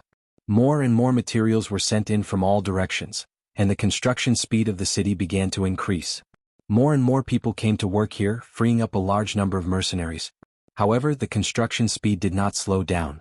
After 20 days, the outer city walls had begun to take shape. Looking from afar, it looked majestic. What was even more surprising was that no army had come to find trouble or attack this place after such a big move, which was tantamount to snatching meat from the mouths of others. This could be said to be a miracle. However, only Yang Qindong knew that this was only because of his name as the god of war and the strength of the mercenaries. This fear was only temporary. Once the 3 divisions of the Lungfeng division moved large amounts of resources into the city, and once he had a supply line and trade route from the first city to High Town, under the temptation of great benefits, there would be people who could not resist the temptation to attack. As for when that day would come, it all depended on when the 3 divisions of the Lungfeng division returned. At this time, the 3 divisions of the Lungfeng division had already walked past the Daxing and mountain and came to the Liao River. They were heading towards the Jianzhou left guard by the Songhua River. At this time the Jianzhou left guard was not the same as before. First, the 2,000 cavalrymen led by Liang Xian and Wei Zhen were destroyed. Then Tang Long Tian led 2,000 infantrymen and disappeared by the Liao River. Their strength had been greatly reduced. For this matter, the commander of the Imperial Guard, Agila, sent someone to ask for help from the general of the new Ergon Du-Si, who was also the Du-Si commander Song Quan. The people had been sent out, but it would take some time to get a result. It was at this moment that the 3 divisions of the Cold Front Division suddenly appeared in the vicinity of the Jianzhou left guard. When they heard the news from their scouts that an unknown but massive army was passing through their territory, how could they not be alarmed? Ever since Commander Liang Xian was informed of the incident, Abdullah had sent many people to investigate the situation. At one point, the incident had even alerted the embroidered uniform guards stationed in the new Ergandusi region. It had to be said that this organization was very capable. After they began to pay attention to this matter and sent people out, the news quickly spread that this incident was most likely done by the 5-star army. The five-star army's actions in the new Urgan-Dusi region were indeed very low-key. Perhaps many people didn't take them seriously. However, what did the embroidered uniform guards do for a living? They were good at grasping details. When they were certain of something, they could even fabricate details if there weren't any. Not to mention the five-star army had thousands of brothers. They had long taken note of such a force, but they didn't pay attention to the high level. After visiting, the embroidered uniform guards first locked onto Ding Shan, who had made a deal with the vice-chiliarch of the Twin Cities Guard, Zhang Mingji. After drawing a sketch of this person and comparing it, the name of the five-star army's reconnaissance company commander came out. Everything was settled. After the incident was reported, the five-star army became the main opponent of the Baiming Guard's army. They were an existence that everyone wanted to kill. However, for some reason the target suddenly disappeared. It was as if they had evaporated from the world. They couldn't find their location. Speaking of which, since they couldn't find the five-star army, they could only continue to investigate. At this moment, the 3 divisions of the Cold Front Division appeared. They didn't have the slightest intention of hiding and walked out openly. Not only that, but they even headed straight for the Jianzhou Left Guard's base. Their target was so clear that it gave the guard commander Abdullah a fright. Abdullah ordered his men to close the city gate, which wasn't too tall or too big, while gathering more than 1,600 infantrymen. He personally went up the city gate tower and watched the army slowly approaching from afar. Cold sweat kept dripping down his forehead. As mentioned before, Abdullah was good at fighting. He had relied on his own abilities to reach his position. It was precisely because of this that he was different from those who had inherited their official positions. He had a more precise ability to judge and analyze the battlefield. When he saw the 3 divisions of the Cold Front Division approaching from afar, his intuition told him that if both sides were to fight, he wouldn't be a match for them. At the thought of this, more cold sweat dripped down his forehead. He thought to himself, "What's going on?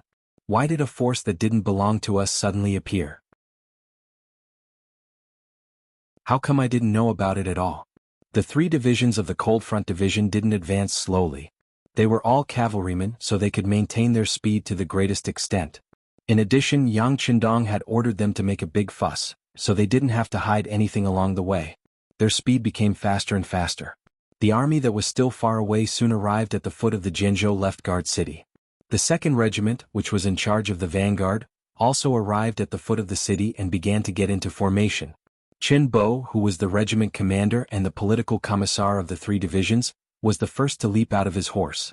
When he looked up, he saw Abdullah looking at him from top to bottom. The 2 people's gazes met at this moment. After about a breath of time, Qin Bo took a loudspeaker that could be used as a loudspeaker and began to loudly shout, "The generals on the city walls and the soldiers of northern Ming, listen up. I am an officer of the mercenary army under the command of the Duke of Loyal and Bold of the Great Ming. This time, I came from afar without the slightest bit of malice. I just want to borrow your path. As long as you don't act rashly, your safety can be guaranteed." Qin Bo stopped after shouting this sentence twice. Under his signal, a bow and arrow carrying a letter was shot up the city wall tower and landed at Abdullah's feet.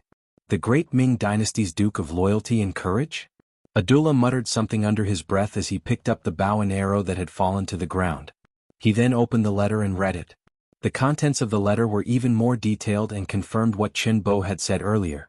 When the Great Ming Dynasty's Duke of Loyalty and Courage heard that the Walla in the north intended to invade the border, he had already arrived at the grasslands in the north. He wanted to build a rear base called Shur City there. However, considering the shortage of supplies, he needed a sufficiently safe logistical path. Thus he chose the new Urgan-Dusi area. The Jianzhou Left Guard city's defensive position happened to be on the chosen supply route. The introduction in the letter was quite detailed. It explained the cause and effect of the matter very clearly and also expressed a certain degree of goodwill. In other words, they were only borrowing the route and did not have the slightest intention of staying in the new Urgan-Dusi area or occupying a territory. They also asked for the other party's cooperation. Of course, if the other party had any ideas, sorry, but it was not impossible for them to fight. At the end of the letter, Yang Qindong also said that the Han people in the world were originally one family. This time he was helping the Han people to deal with the foreign tribes in the north. However, if someone dared to play any tricks behind his back, he did not mind taking action to deal with the foreign forces first. By then, whoever wanted to use the mercenaries would have to pay 10 times, 100 times, or even 1,000 times the price. The great Ming Dynasty's Duke of Loyalty and Courage was nicknamed the God of War. Not to mention, during the year that this person went to the south, he had successively defeated the troublemaking Huang bandit army and destroyed Jiaoji and Kanglan nations. This was something that even the great Ming Dynasty could not do. Now that Yang Qindong had done it, how could such a person be easy to deal with? Now that this person had appeared in his line of sight, Abdullah already had the feeling that he was no match for this person even before the battle started. Then again, he was only a commander of the Imperial Guard and his authority was limited. Such a major matter was not something that he could make the decision on. He still needed to seek instructions from the higher-ups and listen to their arrangements. Abdullah did not want to offend the other party, so he quickly replied, "General, this matter is of great importance. Please allow me to seek instructions from the higher-ups before making a decision. Of course, to express our goodwill, we will do our best to provide you with food during the few days that you are waiting. Is that all right?" The supplies needed to be prepared and shipped from Chichen City to Hai Town. It would take some time for them to be shipped by sea. What the Lung Feng's 3 divisions had the most now was time. What they needed to do was to make use of this free time to build up their invincible influence. Therefore, it did not matter where they stopped as long as they could intimidate the enemy. "All right, we agree. General, please make the application to the higher-ups as soon as possible." Qin Bo agreed on behalf of the 3 divisions. With a wave of his hand, the cavalrymen dismounted and began to set up camp 5 miles in front of Jian Province's left guard. Abdullah returned to the barracks from the city tower and immediately wrote an urgent letter. He then ordered his trusted aide to deliver it to the city where the commander was stationed. After that, he arranged for the soldiers in the barracks to send some extra food to the foot of the city in baskets. Speaking of which, after losing 2,000 cavalrymen and 2,000 infantrymen, they still had a lot of food left. The Lung Feng's 3 divisions did not hold back and arranged for their soldiers to receive the food at the foot of the city. They did not seem to be on guard at all, which showed that they had no ulterior motives. This made Abdullah feel more at ease. The fact that the other party was willing to accept the food meant that they were expressing their goodwill. In this case, the other party should not attack anymore. Otherwise, why would they go through so much trouble?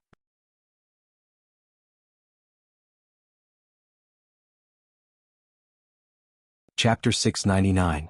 Food was sent out on time every day, and Abdullah would go up to the city tower to check on the situation. Not only him, but all the soldiers in the guard station were also paying close attention to the army below the city. As time went by, even the Beiming citizens in the city would use their connections to go up to the city tower just to see the army under the Duke of Loyalty's command. Everyone was shocked by what they saw.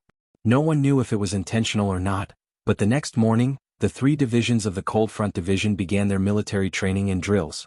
The 3 divisions of the Cold Front Division had been expanded after the Battle of Liao River, and some of them were former soldiers of the Beiming Guard Station. They formed the 4th and 5th Battalions of the Cold Front Division with the veterans of the Cold Front Division.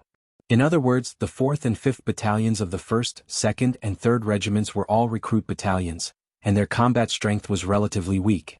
However, this was only in comparison. If they were to fight against the Nuzan cavalry, they would not lose out. There were a total of 6 battalions, and because they were newly formed, their combat strength was not up to the overall standard of the Cold Front Division. In order to let them catch up in time, Division Commander Wu Sheng and Political Commissar Chen Bo purposely increased the intensity and standard of their training.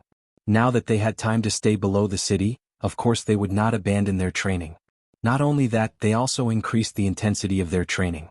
Every day at dawn, the soldiers of the 6 battalions would get out of bed, run a few laps around the camp, and only stop when they had covered a distance of 10 kilometers. Then they would practice slashing with their swords, and each person would slash at least 200 times. When they were done, it was time for breakfast. Only then did the soldiers have half an hour to rest. After breakfast, the training continued. Each person would slash 200 times, and then it was target practice. Of course, considering the amount of ammunition they had, it was impossible for them to use live ammunition right away. First, they had to practice various postures. For example, one person would have to practice for 2 hours to raise the gun. They also had to hang a heavy stone under the butt of the gun to practice their stability and so on. In the afternoon, it was time for cavalry training. Getting on the horse to slash, getting on the horse to raise the spear and so on.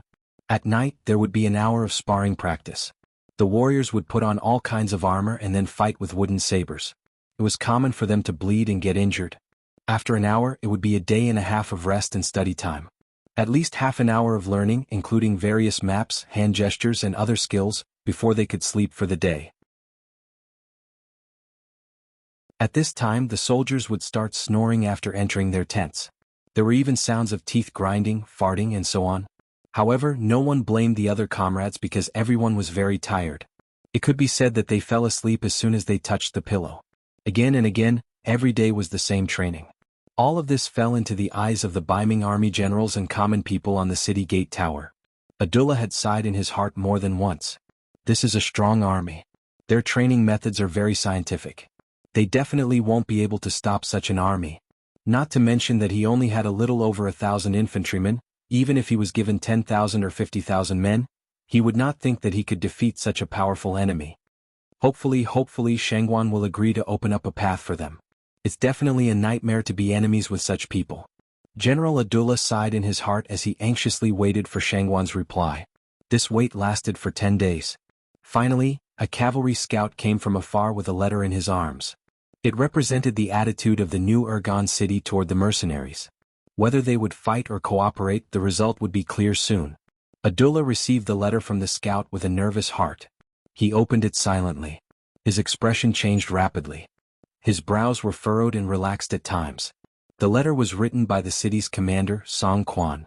According to the letter, the embroidered uniform guard had already determined that the 5-star army was part of the mercenaries. In other words, the horse robbery that happened here, including the Liao River incident, should be the work of the mercenaries. Come to think of it, this was probably the only army in the world that could eliminate more than 10,000 enemies without leaving any traces or evidence behind. The letter also said that since the mercenaries provoked them first, it would not be a problem for them to retaliate appropriately. Considering the strength of the mercenaries, the lack of orders from the higher-ups, and the fact that Yang Qindong was a loyal duke recognized by the great Ming Dynasty, they only needed to retaliate appropriately and did not need to go all out. Abdullah heaved a sigh of relief when he read this. He no longer considered what the mercenaries had done to them. His observations over the past few days told him that the mercenaries were not to be trifled with, not at all. The contents of the letter made Abdullah feel even more relieved. Considering the current situation of the Jian province left guard, the higher-ups would not send them into battle personally. It was not just the Jian province left guard. Even the larger Jian province guard and Shenyang central guard did not have any cavalry, so they did not need to use them. This time, the higher-ups would directly send 3,000 cavalrymen to test the mercenaries' capabilities. What Abdullah needed to do was to stand below the city gate tower and record everything that happened from the beginning to the end of the battle in detail. He could then report it truthfully when he returned. After reading the letter, Abdullah had mixed feelings. The higher-ups were not willing to let the mercenaries off easily. They wanted to be selective and test them appropriately. However, was this necessary? Perhaps 10 days ago, when the 3 Lingfeng division masters had just arrived, Abdullah also had the same thought. However, after watching the mercenaries training for 10 days, especially after watching the 3 divisions 9 Lingfeng division battalions train, he had long given up on such thoughts. The 9 battalions were quiet, but when they moved like flood dragons. Not only were their horsemanship superb, but they also practiced chopping 500 times in a row. Not only were there sufficient numbers, but their speed was also very fast. He had seen with his own eyes the wooden stakes that had been set up to act as imaginary enemies being split in half in a very short period of time. That saber seems different too. It's sharper and tougher than ours. Abdullah could not help but sigh as he thought about it. Then he began to look forward to the outcome of the 3,000 cavalrymen sent by the higher-ups. He also wanted to encourage his own cavalry, but for some reason he could not muster up the strength to do so. In the military camp outside the city, Division Master Wu Sheng had just returned from his chopping training. Compared to the ordinary Lingfeng warriors, he had set himself a requirement of 600 slashes in a row. While he had to make an extra 100 slashes, the time requirement was the same. In other words, if the warriors could make 500 slashes in the same amount of time, he would have to make 600 slashes to qualify. As the Lingfeng warriors' military quality continued to improve, as the division master, Wu Sheng's expectations of himself became higher and higher. He returned covered in sweat. As soon as he received a towel from the correspondent, Political Commissar Chen Bo appeared in front of him. Division Master, the Beiming Division has already sent someone back to the city. They should have received some news. However, the other party has no intention of contacting us. It seems like the news is not necessarily good. I'm afraid we'll have to fight. The moment Chen Bo entered the room, he took a towel from the correspondent behind him and wiped his face. It was obvious that he was also covered in sweat. It was obvious that he had just finished his training. Let's fight then. If we don't fight, some people won't know how powerful we are. The warriors below have been holding back for a long time. It's a good opportunity for them to vent their frustrations, Wuxia said nonchalantly. His face was filled with fighting spirit and confidence. All right, let's wait and see. Qin Bo said unhurriedly. In their eyes, the Biming Division's cavalrymen were nothing. Even though they knew that a big battle was coming, they were not nervous at all. They did not even need to prepare. This was because the 3 divisions of the Lungfeng Division had always been on the first level of combat readiness. They were ready to fight at any time. Being unprepared was the best preparation. This was a strong confidence in one's own strength. 3 days later, in the morning, from the northeast of the 3 divisions' barracks, a cavalry troop that seemed to cover the sky and earth came from afar. They left a trail of dust behind them. They're here. Division Commander Wu Sheng and Political Commissar Qin Bo, who were still instructing the troops to practice shooting, immediately reacted. The troops immediately gathered, mounted their horses and carried their swords. They were eager to fight. As soon as the troops gathered, a scout rushed back and rushed in front of the division commander and political commissar. Reporting to the chief. It's the Biming Division's cavalrymen. There are about 3,000 of them. 3,000? After hearing this, Wu Sheng shook his head with some disinterest. 3,000 is really too little. That's right. It's a little too little. This time, even political commissar Qin Bo agreed. However, they did not know that if their opponents heard these words, they would be enraged. They had seen people look down on others, but they had never seen people look down on others like this. The 2 division commanders looked at each other and smiled helplessly. They said at the same time, "Who do you think we should send?" They said the words at the same time. Then the 2 looked at each other and smiled. They were prepared to fight personally, but the enemy only had 3,000 men. To be honest, it was too little. It was so little that they were embarrassed to fight with their subordinates. They both understood each other's thoughts. In the end, Political Commissar Qin Bo said, "Then let's rest for a while. We have to give the soldiers who came later a chance to show off. Why don't we send the 3rd commander to lead the 6 battalions? 6 battalions against 3,000 cavalrymen. That's reasonable." Wu Xing thought about it carefully and nodded in agreement. 6 battalions meant that each battalion had 400 men, which was 2,400 men. Although these people were not enough to deal with the enemy's 3,000 cavalrymen to Lung Feng, this was already bullying. The 6 battalions were formed later, so their overall strength was slightly weaker. If it was the elite Cold Front Division, 3 battalions would be enough.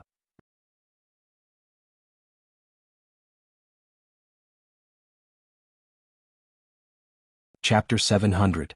After the 2 division commanders came to a decision, they called the 3rd Regiment Commander, Spring Sun, over and passed on the order. Regiment Commander Spring, this performance will directly affect whether our supply route will be smooth in the future. It will directly affect the future plans of the 6th Young Master. This is extremely important. Are you confident that you can complete this mission? Qin Bo said as soon as he saw Spring Sunday Division Commander Wu Sheng's words were even more direct. Spring Sun, if you can complete this mission, then accept it. If not, then go back to your 3rd Regiment. I can't wait to do it myself. Hey, what are you 2 talking about? You can look down on me, Spring Sun, but you can't look down on the soldiers below. I don't mind making a military pledge here. If this battle can't be fought to our heart's content, if it can't go smoothly, if we can't show the might of our 3rd Regiment, then I won't be a regiment commander anymore. I'll just be a cook and take the blame for everyone. Spring Sun said excitedly, even throwing out the military pledge at the first moment. It was no wonder that Spring Sun was so excited. He originally thought that this battle had nothing to do with him. He knew that no matter if it was Division Commander Wu Sheng or Political Commissar Qin Bo, they were both battle-hungry people like him. Plus, they were the regiment commanders of the 1st and 2nd Regiment respectively. There shouldn't be any chance for him to perform in this battle. He didn't think that he, who had already given up hope, would be hit by this meat pie. He was extremely excited and overjoyed. In order to prevent the mission from being snatched by others, of course he would say whatever he could. With the military pledge, Spring Sun could be considered to have accepted this mission. Next, he called the 6 battalion commanders of the newly formed battalions in front of him. Naturally, he gave them another round of encouragement and bold words. The strength of these 6 battalions had greatly increased under the recent training, and they wanted to perform well in a real battle. Now that they had the chance, who wouldn't yell and pat their chest? Immediately, the 6 battalion commanders also made the military pledge. In less than a quarter of an hour, the 6 battalions were ready for battle. At this moment, Wu Sheng and Qin Bo had already led the rest of the Cold Blade warriors to retreat. They left the stage open and gave Chunyang and the other 6 battalions a chance to perform. Everyone listen up. Each person only has a chance to fire 3 bullets. Regardless of whether they hit the target or not, they would charge together with their leader. Don't worry everyone. Bring out the strength you've been training with. It's enough to deal with the enemy. Standing at the front of the group, Chunyang looked at the 6 square formations behind him and shouted in a heroic voice.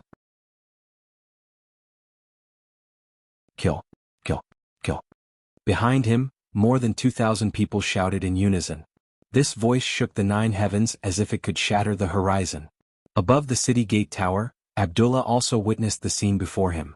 When he recognized that the 6 battalions that the mercenaries had sent out were the weakest 6 battalions during the training, he couldn't help but widen his eyes and say, facing a powerful opponent with 3,000 cavalrymen, they sent out the weakest ones. And there were less than 3,000 of them? This mercenaries, where did they get their confidence from? It wasn't just Abdullah.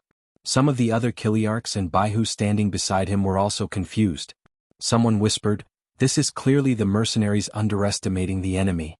If that's the case, we'll have a good show to watch." That's right. Your mercenaries may be strong, but if you underestimate the cavalrymen of the Baiming City Guard, you'll have to pay a heavy price. While the crowd on the city gate tower was still discussing, the 3,000 cavalrymen of the Baiming City Guard were getting closer and closer. Their speed was also gradually increasing. It was obvious that the enemy had no intention of stopping. Clearly, they wanted to use this speed to charge in front of the mercenaries and increase the charging force of their cavalrymen. From this point alone, it was clear that the Baiming City Guard had no lack of powerful people. In fact, the leader of this troop was the commandant of the Baiming City Guard, Yi Ligang. He was a major 3rd-grade general and was one of the top 5 figures in the entire New Ergon City Guard district. If it weren't for the existence of the Imperial Eunuch Supervisor and the Imperial Eunuch Guard, he would be the number 3 figure in the city. How could a person like him not have strength? How could a person like him not know how to lead troops into battle? Everyone slowly increase your speed. When the 2 sides are 2 li apart, charge forward. We need to use our momentum to break the enemy's courage. We need to let the Duke of Loyalty know that mercenaries aren't the only ones who can fight. The cavalrymen of the Baiming City Guard are also unparalleled in the world. Standing in the middle of the troop, Yi Ligang urged his horse forward as he shouted loudly. He was trying his best to motivate the troops before the battle. Kill, kill, kill. The same shout came from the Baiming City Guard, but for some reason, it didn't sound uniform. It wasn't as heroic and passionate as the previous mercenaries.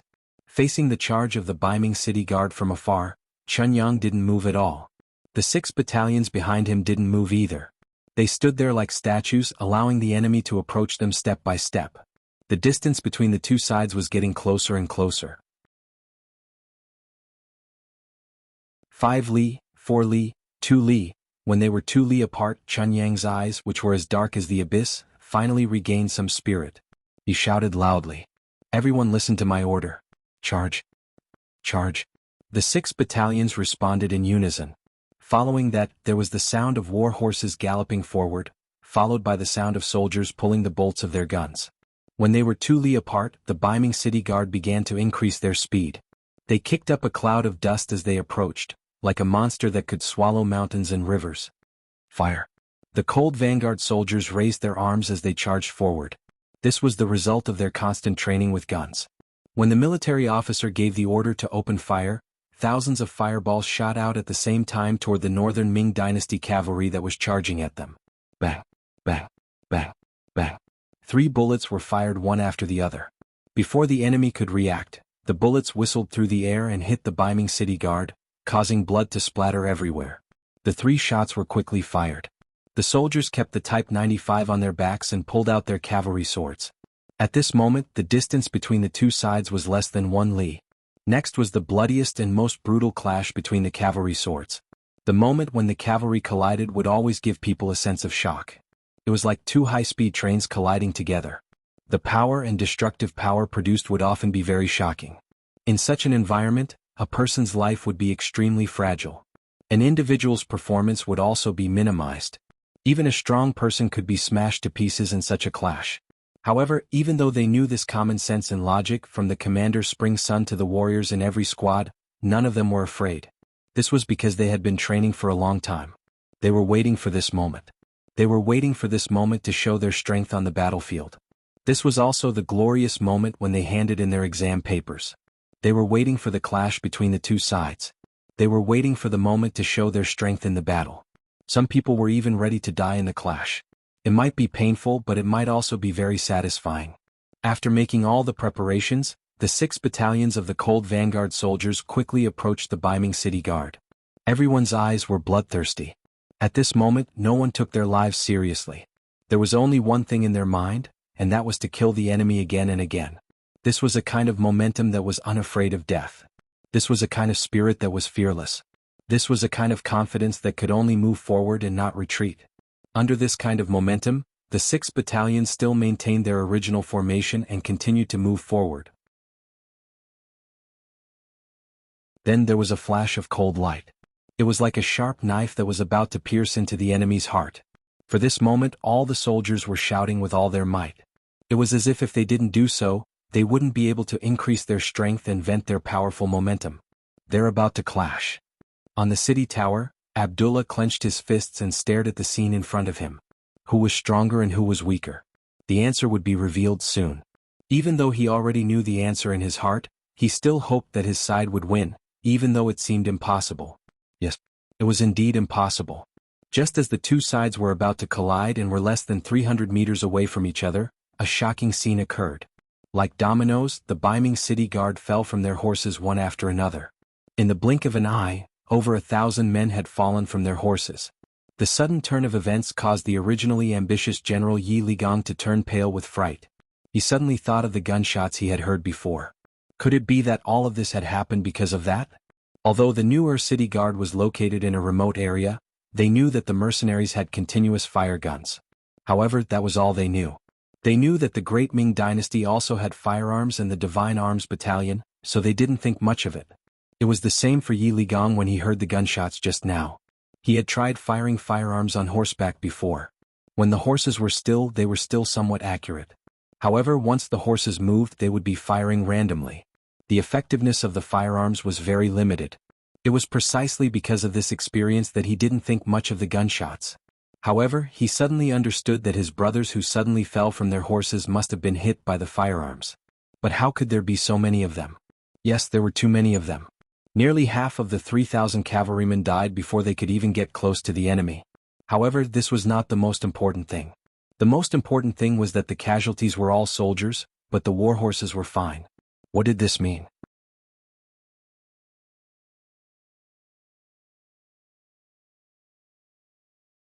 Chapter 701. This meant that the enemy's marksmanship was extremely accurate. Not a single shot hit the ground or hurt the horses. This was a terrifying outcome. If the enemy launched another wave of musket attacks like this, would there still be anyone alive around him? Even if he did, would he be able to survive?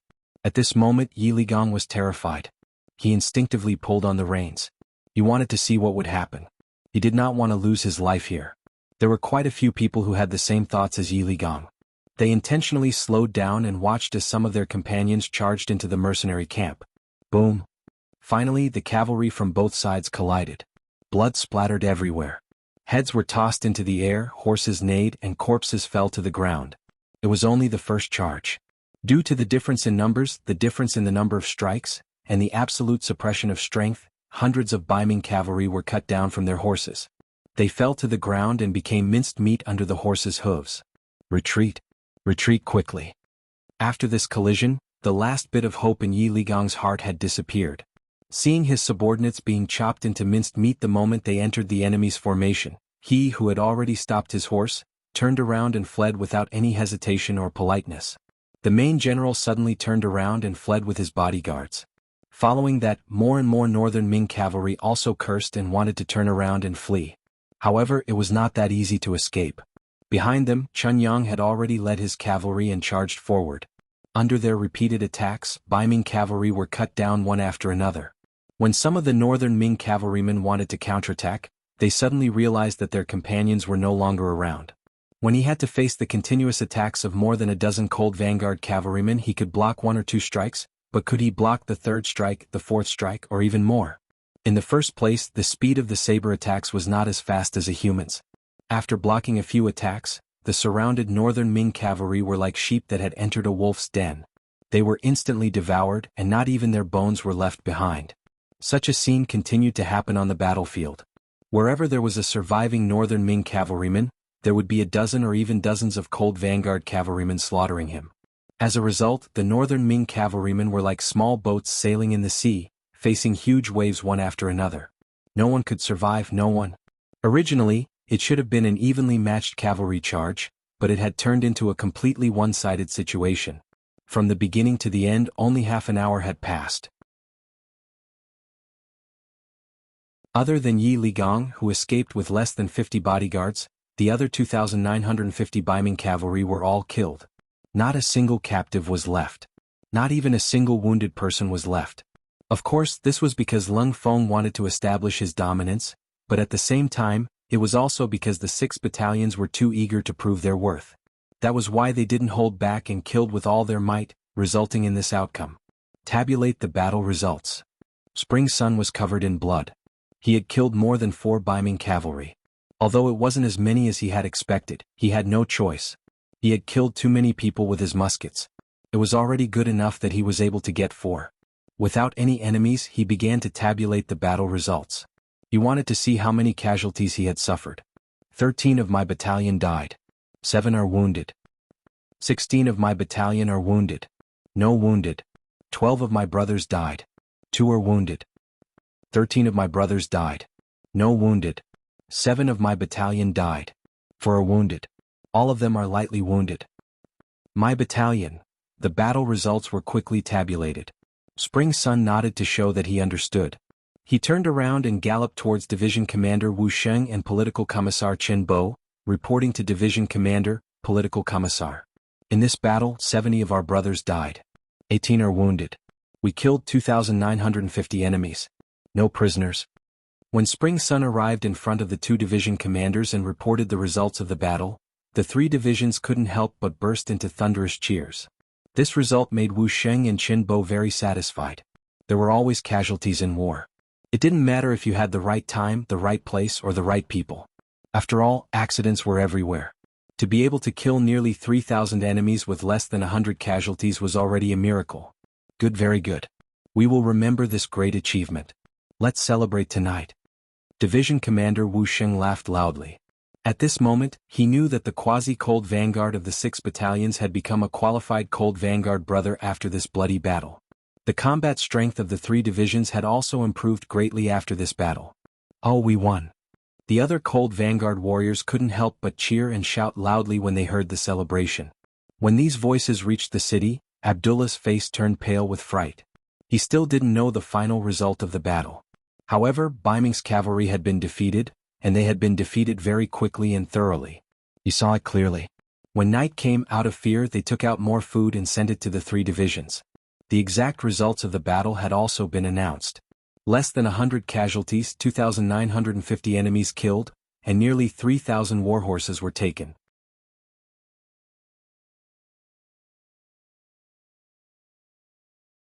Unless they didn't want to live, they really couldn't think of anyone who would dare to stop the logistical army under the banner of mercenaries here. Sure City.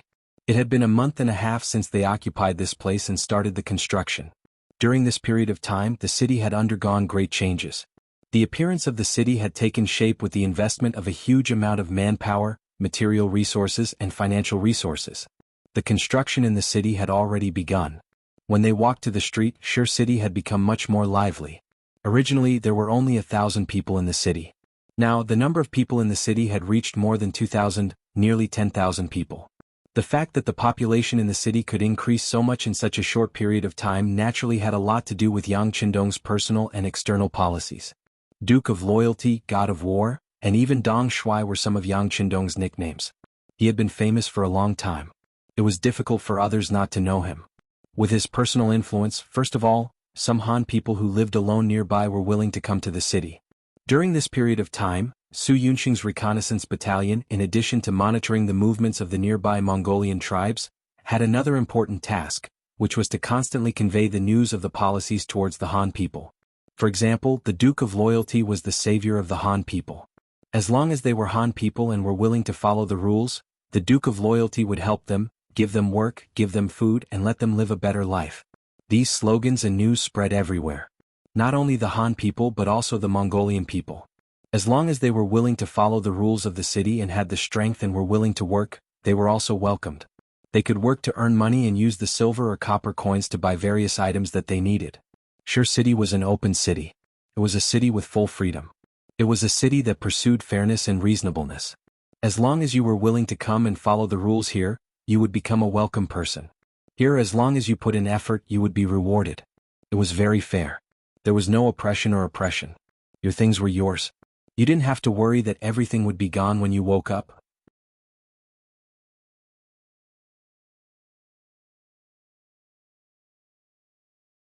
Chapter 702.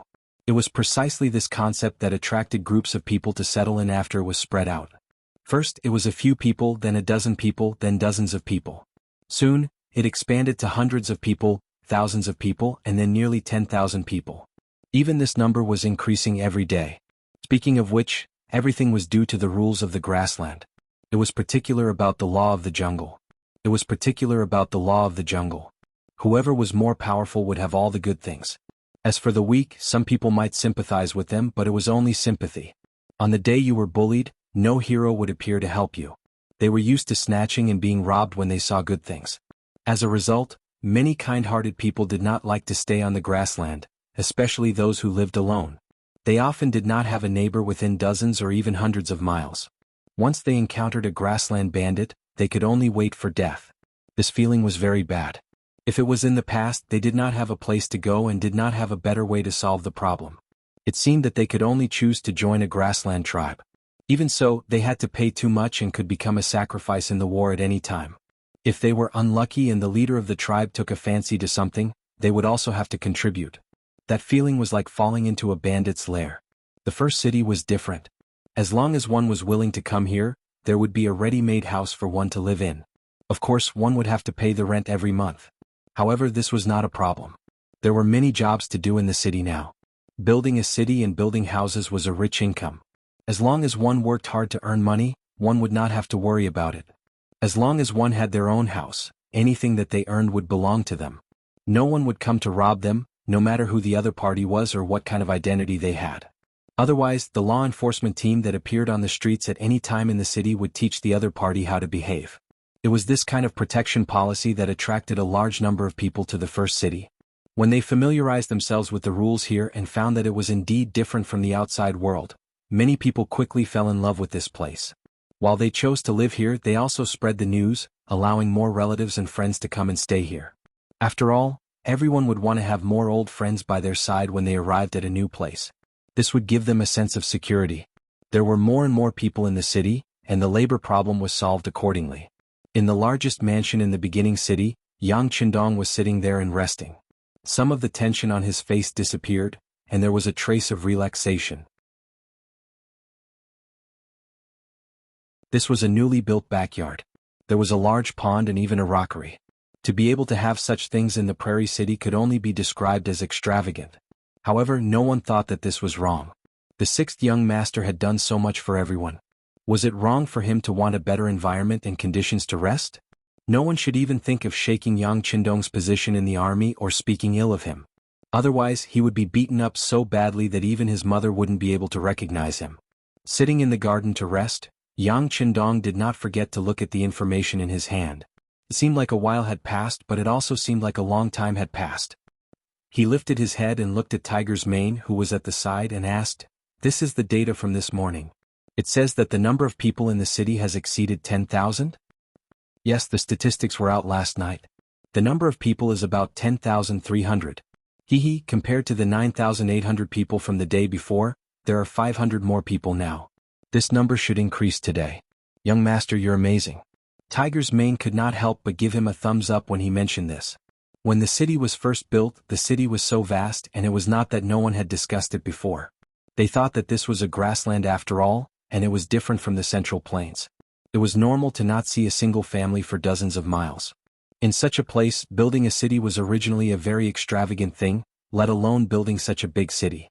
Looking at the sixth young master's meaning, the beginning city could accommodate 500,000 people. This was indeed a very frightening number. Even the Mongolian tribes who had lived here for generations did not dare to think about it. They could not see that the sixth young master could do it. Some people even thought that this was the first time that the sixth young master had made a wrong judgment. The development of the facts was indeed not satisfactory at the beginning. Although the reconnaissance camp had released a lot of information, it was still very limited that it could attract people. In the first few days they did not see anyone coming here, let alone living here. However, the situation slowly changed. From a few people who came in a day at the beginning, to more than 10 people, and then to a few hundred people now. The number of people in the city began to increase. More importantly, almost none of the people who came here had walked here before, and that was the most important thing. It was not easy to attract people here, but the most important thing was how to attract people to not leave after they came here. Now it seemed that the sixth young master had done a very good job. The people below could not help but sigh again. The sixth young master was the sixth young master. His vision of things was not comparable to that of ordinary people. Tiger's Mane naturally had never questioned Yang Qindong. On the contrary, he had a kind of blind worship. In his opinion, as long as it was the sixth young master's words, it must be the truth. As long as it was the sixth young master's words, it must be incomparably correct. However, he could not stop the people below him from talking. Now that he had used facts to slap some people in the face, he naturally felt honored and happy. Haha. Looking at Tiger's Mane's sincere and happy smile, Yang Qindong, who was infected, also laughed. Then, as if he had thought of something, he asked, "By the way, why are you always in front of me recently? Don't you still have to lead the independent regiment? I have young heir here. If you have something to do, you can do it yourself." Young master, the independent regiment's combat power has improved a lot. Now, when we have nothing to do, we will compete with the Jurchen cavalry regiment. Although we can't win, if we can use firearms, I guarantee that we can destroy the other party in minutes. Besides, with Deputy Regiment Commander Xian Honghai watching over there, I am very relieved. Tiger's Mane was reserved and smiled proudly. Is the independent regiment that powerful? This was the first time Yang Qindong heard of it. The main reason was that he had been focusing his energy on building the city recently. Although he had a lot of people under him this time, and many of them were smart and capable, there was really no better person to manage the affairs of the city. Those people were all martial artists. When it came to war, their eyes were wide open, but when it came to managing the city, they instantly wilted. He did not know whether to laugh or cry. He had no choice but to do it himself. After all, a person's energy was limited. If he was busy with government affairs, he would not be able to care about the army. Now that he heard Tiger's Mane say that the independent regiment's combat power had greatly improved, he was interested. He asked about the Jurchen Cavalry Regiment and the strengthening of the 1st and 2nd Cavalry Regiment. According to Hu Mang, the combat strength of these 4 regiments was increasing every day. In order to achieve more military merits, they would seize the opportunity to train whenever they had the chance. Moreover, it was the kind of training that everyone was willing to do. When they had nothing to do, the 4 regiments would also practice against each other, and the improvement of their combat power was much faster. It is a good thing that you all can take the initiative to think of ways to improve your combat power. This is positive and should be encouraged. Yang Qindong was very happy after hearing this. However, after saying this, he quickly changed his tone and said, "Be prepared for danger in times of peace. Soldiers of my generation must have this kind of awareness. When facing any possible war, we must be able to maintain the best state of mind at all times. Once a war breaks out, with a command to gather, we will be able to fight against the enemy. We must win, and we must do so at the smallest cost. Young master, will there really be people coming to find trouble with us? It has already been 1.5 months, and I don't see anyone having any ideas about us." When it came to war, Tiger's Mane was interested and his voice became louder. There will be," Yang Qindong said with certainty. If the establishment of the first city did not attract the attention of some of the surrounding forces, it attracted many people to move in with its powerful attraction. This was indeed something that some people did not want to see. On the grassland, it could be said that everything was lacking, so much so that the population was also a hot commodity. When 2 tribes fought, the winning side would often plunder all the population of the losing side in order to strengthen their own strength. The appearance of the first city had taken in all the individual households. With this, it could be said that it had touched everyone's interests, and this was the fuse of the war. Force was the most direct way to solve the conflict of interest. According to Yang Qindong's thoughts, there were probably already many enemies who could not hold back. It was just that the mercenaries and his reputation were too big, and no one wanted to be the one to stand out. However, as the first city grew stronger, it was obvious that these forces would eventually not be able to hold back, and the war should be coming. Just as Yang Qindong and Hu Mang were chatting, a large cavalry team was setting up camp and resting at a place 500 kilometers away from the first city, near a mountain and a river. If the people from the reconnaissance camp could get close to observe, they would naturally find an old acquaintance here. He was Hara Ruachu, who had suffered a loss in Yang Qindong's hands. That's right, this was the camp of Hara Ruachu's father Agar Dorji. Originally, he followed his elder brother to expand the Tatar forces, but he could not resist the temptation and finally conspired with the leader of the Wala, Yeshen, to assassinate his elder brother. Who would have thought that the plan would not be as fast as the changes? In the end, he did not kill his elder brother and had no choice but to escape. Now he had become a rootless tree floating on the grassland. Agar Dorji was still a man of his own ideas. When he rebelled, he brought a total of 50,000 cavalry, which made him a powerful force on the grassland. No one dared to look down on him and no one dared to casually find trouble with him. This made him comfortable for a while.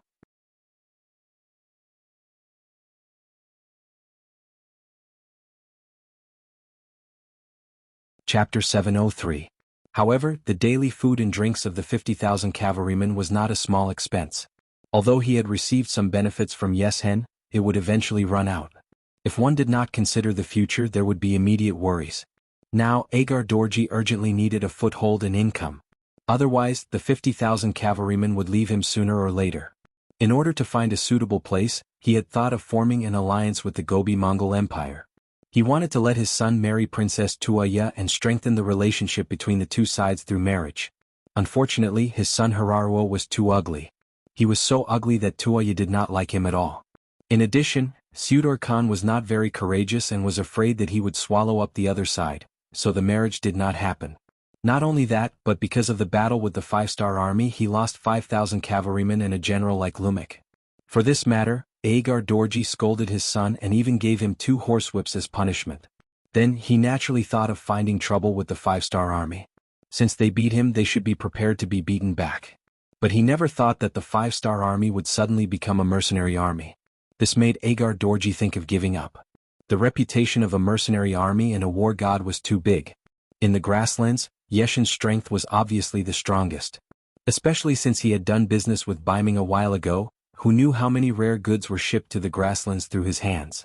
These goods had become sought-after goods in the eyes of the grasslands nobles. He had made a lot of money. With money, there was naturally a greater opportunity to increase his strength. It could only be said that Yeshen was stronger than before. He even had a faint sense of superiority. His strength made Yeshen somewhat dizzy.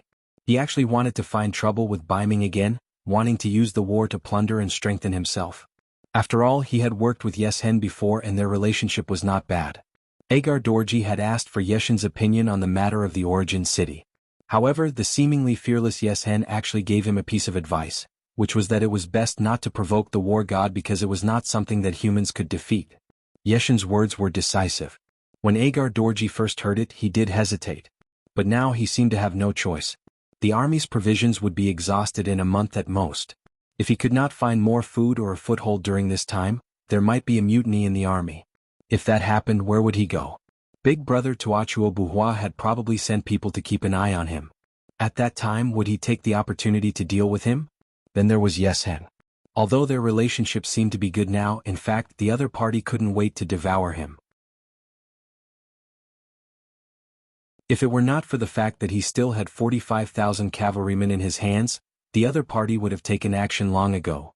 This could be seen from the fact that he wanted to borrow food from the other party but was rejected with all kinds of excuses. There was a wolf in front and a tiger behind.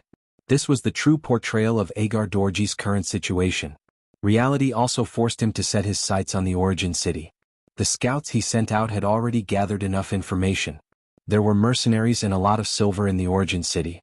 It was said that the Han people and Mongols who worked there could earn a lot of silver every day. How much money does this Duke of Loyalty have? Agar Dorji often could not help but think, and the greed in his heart grew stronger and stronger. Someone once said that when the benefits reached 10 times, it was enough to make many people forget about life and death and take risks. If the benefits could reach 100 times, many people would be willing to do it even if they knew that they might die. Now Agar Dorji was blinded by the benefits. Or rather, he had no better way to solve the problem he was facing. It seemed that only by taking down the origin city and taking the silver there could the army be stabilized again. Once he occupied the origin city, he would have a foothold and could walk out of the current difficulties. There were so many benefits that even with Yeshin's reminder, Agar Dorji still decided to take the risk. After making a decision, he summoned his son and 2 of his generals to discuss the matter of attacking the origin city.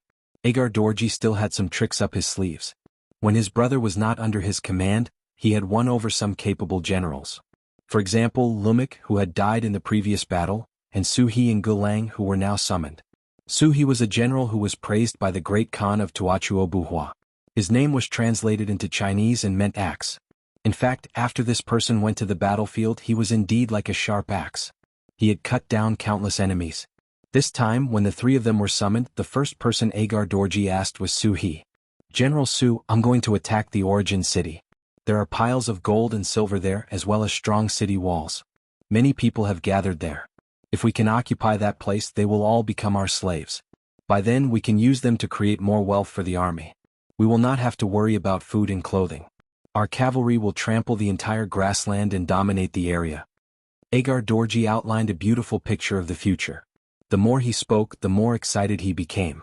His son, Hararuo, was so excited that little stars appeared in front of his eyes. He seemed to see groups of beautiful women and piles of gold and silver in front of him for him to choose from. General Gulang's eyes also revealed a yearning look. He was very tempted. However, Suhi, who was asked in the tent, was calm and was not excited by these words. General Suhi, what do you think? The most important thing was Suhi's ability.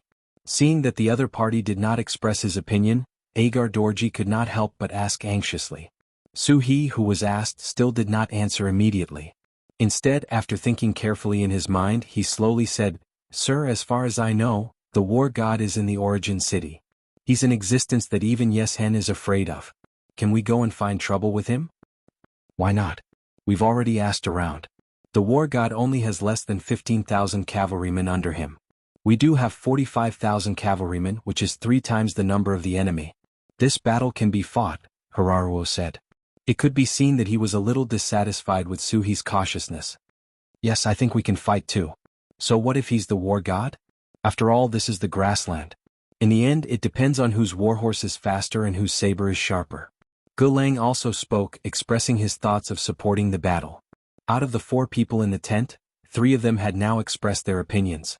They all supported attacking the origin city.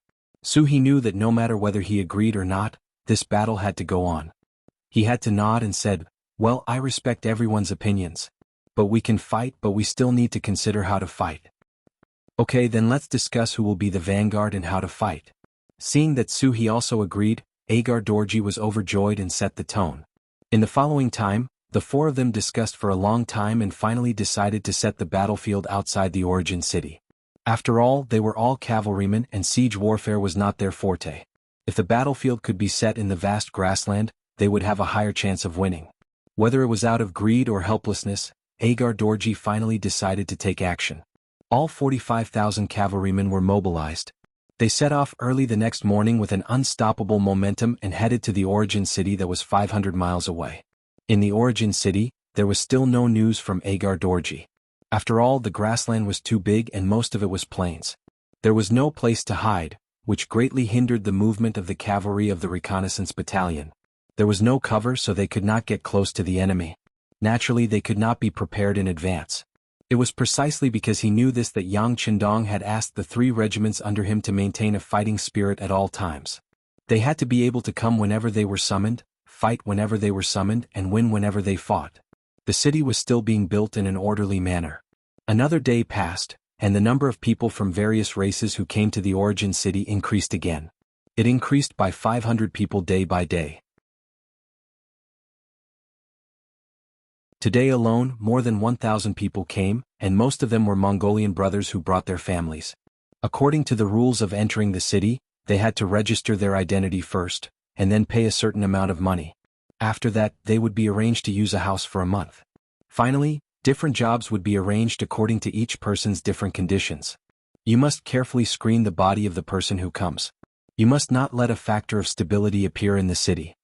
Yang Qindong walked on the streets of the origin city. Beside him were Tiger's Mane, Beta Persei, and a group of people who were protecting him. Walking in the crowd, the sixth young master spoke from time to time about some things to pay attention to. Yes, we have special people doing the relevant work. Not only do people need to report their real names, but they also need to report the place where they used to live. We have people who will investigate this afterwards. Although I dare not say that there is no problem 100%, for those who have doubts, we have focused on monitoring. Tiger's Mane kept nodding as he reported his work. That's the way it should be. Don't let a piece of rat poop spoil the pot of soup. We can also fully mobilize the people and let them take the initiative to expose those who have bad intentions or have strange behavior. We can give them a certain amount of rewards appropriately. In this way, unless they can pretend to be the same person, they can't escape everyone's eyes. Also, if we can confirm that they are spies sent by other forces, we can also allow them to come in and sneak in. However, they can't live here. We have to let others know of our strength so that they will be afraid. Yang Qindong also nodded with a smile and gave his own experience and opinions.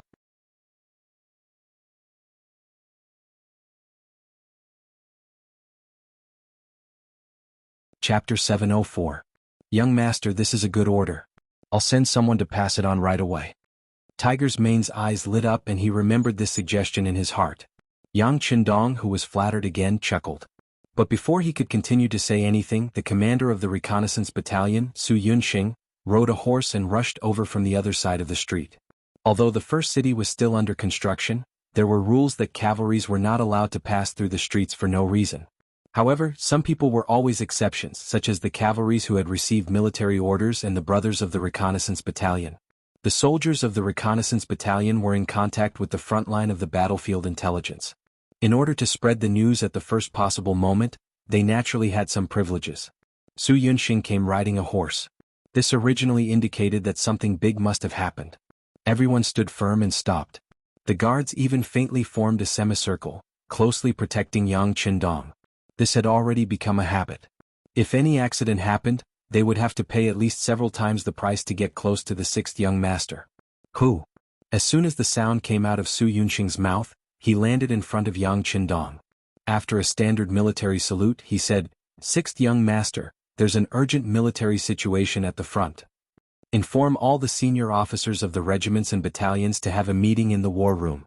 Yang Qindong also became a lot more serious and said with a slightly serious voice. In the newly built spacious conference room in the first city, in just half an hour, the main cadres of the 4 regiments in the city were gathered here. Looking from afar, a group of military officers could be seen flashing in and out of their seats. The commander of the Guli Regiment, Tiger's Mane, and the deputy commander, Xian Honghai, the commander of the Nuzhen Cavalry Regiment, Yi La, and the deputy commander, Lu Dai, the commander of the 1st Cavalry Regiment, Zhui Feng, the commander of the 1st Battalion, Deng Yu, the commander of the 2nd Battalion, Gao Danhua, and the commander of the 3rd Battalion, Hu Lu, the commander of the 2nd Cavalry Regiment, Lu Zhua, the commander of the 1st Battalion, Ma Xiangshan, the commander of the 2nd Battalion, Ding Shan, the commander of the 3rd Battalion, Taimur, and the others were all present. Yang Qindong presided over the meeting, and the reconnaissance battalion commander Su Yunxing introduced the enemy situation. Su Yunxing held a slender wooden stick in his hand, drew a line on a huge map hanging high in the meeting room, and said with a loud voice, "Ladies and gentlemen, the scouts in the front have reported that Agadorji is leading 45,000 cavalrymen to the beginning city. According to our investigation, there are about 20,000 elite cavalrymen and 25,000 ordinary cavalrymen. It is estimated that they will arrive at the West River in the west of the beginning city in 3 days, tomorrow and the day after tomorrow."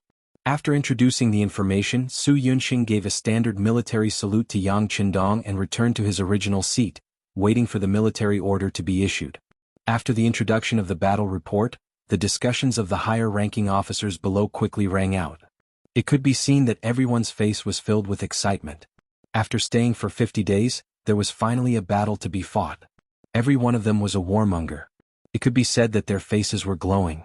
It seemed that they couldn't wait to appear on the battlefield in the next moment and fight 500 rounds with the enemy. Yang Chendong did not intend to stop everyone from discussing together. On the contrary, he looked at them with interest. He wanted to understand everyone's mentality as soon as possible through observation. To his satisfaction, none of the officers showed any signs of fear or trepidation. The morale of the army could be used. This word popped into Yang Chendong's mind. He knew that even though this battle was going to be tough, it was still a good time for the mercenaries to establish their might. Well, since no one has any objections, then this young master will make the decision. Fight. Does anyone have any questions? No. Sure enough, the voices below were extremely unified. One by one they opened their mouths and shouted. No one objected. Yang Chendong also stood up and led everyone to the three-dimensional sand table at the side. After that, Yang Chendong, who was waving the stick in his hand, kept waving it. The north side of the beginning city is the north slope. It is easy to defend and difficult to attack. We can make a fuss about it. The west side of the West River has just had a heavy rain 2 days ago. The river is rising rapidly, which can be used to stop the enemy's frontal attack. We can also make a fuss about it. The south side of the South Forest is suitable for hiding the army. This time, the number of the enemy's cavalry is 3 times more than ours. It is absolutely impossible to fight head-on. Even if we can defeat the enemy, it will be a Pyrrhic victory in the end. This is our first real battle in the grasslands. We must win, not lose. That's why I ask all the officers and soldiers not to underestimate the enemy. We need everyone to be cautious, kill the enemy bravely on the battlefield and make a name for ourselves. After training for such a long time, it is finally time for us to perform. Now I order. Swoosh. All the officers above the battalion level straightened their bodies and fixed their eyes on Yang Chendong. Each of them puffed out their chests and expressed their most confident side perfectly. It was as if they were afraid that they would not be able to get the main task if they were not careful. I order. Yang Chendong's mouth kept making sounds. He arranged the military orders one by one. The officers who received the orders nodded their heads. A large net was spread out with the beginning city as the center. Nearly 50,000 cavalrymen under Agadorji came and rode on the vast grassland. Wherever they went, the scattered grassland herdsmen fled. Some of them even had to abandon their sheep pens in order to escape. Along the way, the army had robbed thousands of sheep and horses. Slaughter, slaughter them all. Pass down the order to make a good meal for the warriors to satisfy their hunger. After we take down the beginning city, I will celebrate with everyone. Agadorji ordered in a tone that was used to win over the people's hearts.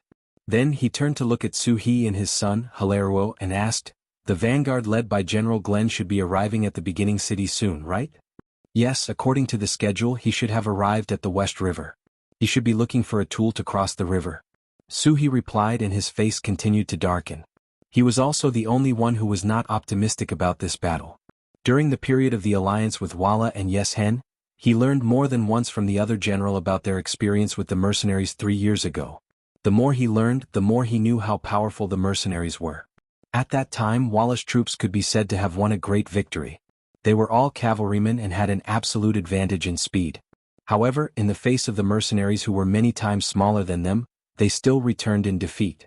Therefore, he did not think that they could take advantage of the advantage of numbers this time. It was just that they really had no way out now. At present, the closest and most suitable enemy was the mercenaries of the first city. If they wanted to get out of the current predicament, they could only fight with them. As for whether they would win or not, they would do their best and leave it to fate. West River? Very good. I hope General Glenn can find a way to cross the river soon. In this way, our army can go straight in and kill our way to the beginning city. By the way, I also heard that there is still a section of the outer wall in the beginning city that has not been completely built. Our cavalry can kill our way into the city from there. At that time, everything in the city will be ours. Ah.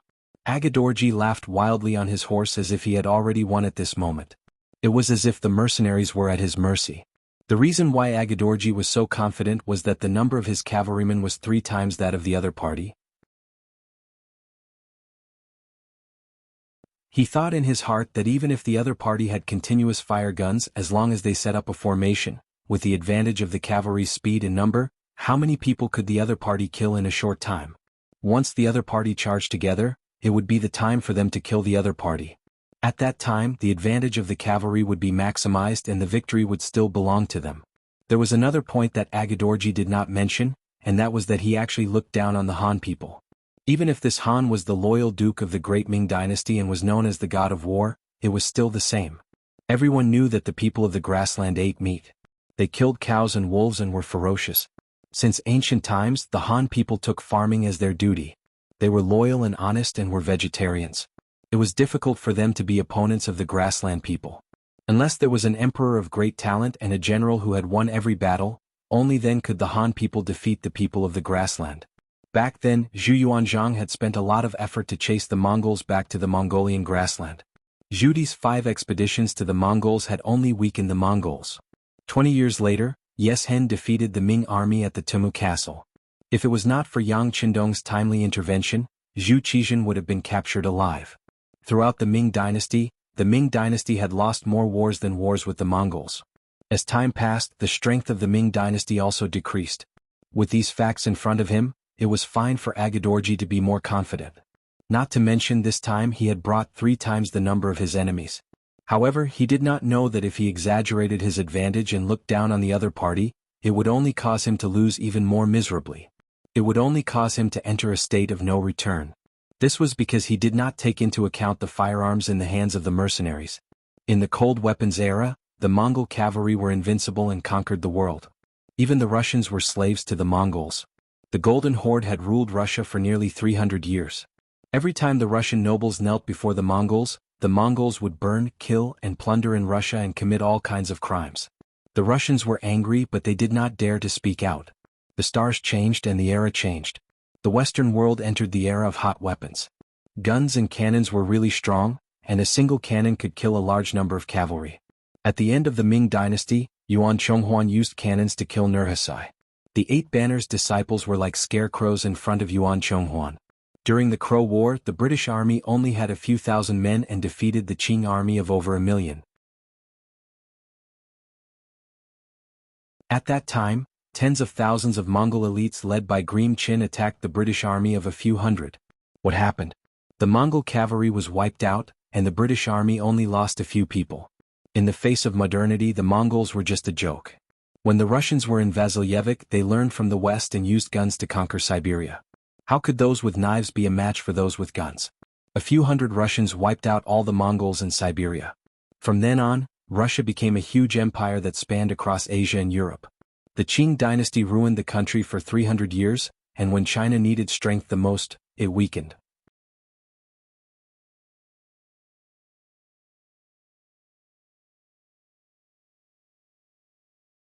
Chapter 705. This was the power of the flintlock in actual combat. Of course, the flintlock was not omnipotent. As long as the soldiers were united and did not fear death, it was not impossible to turn the situation around. But the problem was, what kind of fighting spirit would be needed to achieve this? At least, Agha-Dorji could not do it. Fortunately, Yang Qindong, who was regarded as his enemy, did not intend to defend the city. He also wanted to use this opportunity to train his cavalry and decided to fight outside the city. And if he was willing to defend and not come out of the city, then not to mention the 50,000 cavalry, even if another 50,000 cavalry came, they would not be able to gain the slightest advantage. The advantage of the flintlock was more in defense, especially when facing fast cavalry. Attacking was equivalent to giving up most of one's advantages. But Yang Qindong still wanted to do this, which in itself proved that he was confident in the strength of his cavalry. Perhaps in his opinion, even if the cavalry charged, even if they used the most primitive method, his mercenaries were the strongest in the world. Of course, Yang Qindong only wanted to use this opportunity to train his cavalry. He did not really want to play to his strengths and avoid his weaknesses. He knew very well when to use the most primitive method to fight. For example, in the West River War Zone, he used the flintlock to fight against Gulang and his 5,000 enemy cavalry. Gulang obtained the qualification of the Vanguard General. This did not mean that he was brave and good at fighting, but because Suhi did not fight for it and did not care about it. In the end, he was just a touchstone, a stepping stone to test the strength of the mercenaries. In front of the mercenaries, Gulang became a whetstone, but he did not know it. After hearing the news and making arrangements, Glenn led 5,000 cavalrymen to the West River and saw the mercenary army stationed on the other side of the river. This was the independent regiment led by Tiger's Mane. A regiment had 16 battalions, which made them far more powerful than an ordinary regiment or even a division.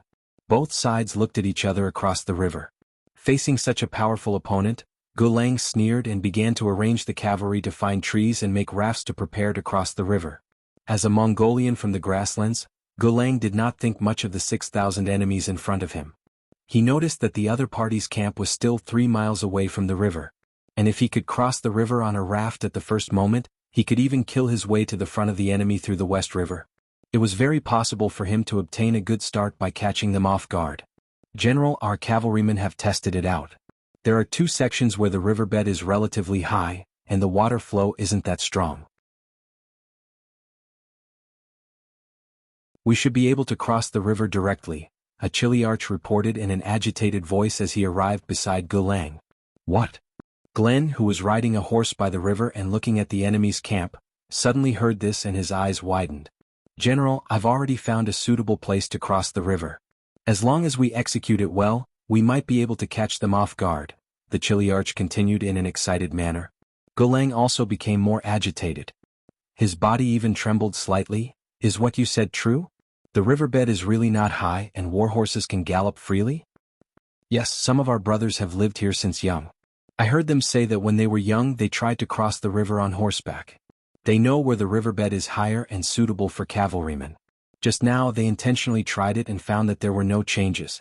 It seems that this secret is only known by the locals. The mercenaries have just arrived and are oppressing the people of the grasslands. It is reasonable that they do not know about this. This time, not only did the Chiliarch reveal the source of the information, he also helped to analyze the weaknesses of the mercenaries. When Gulang heard all of this, he could not help but nod his head. Good, the heavens are really watching over us. Haha, since that is the case, make the arrangements.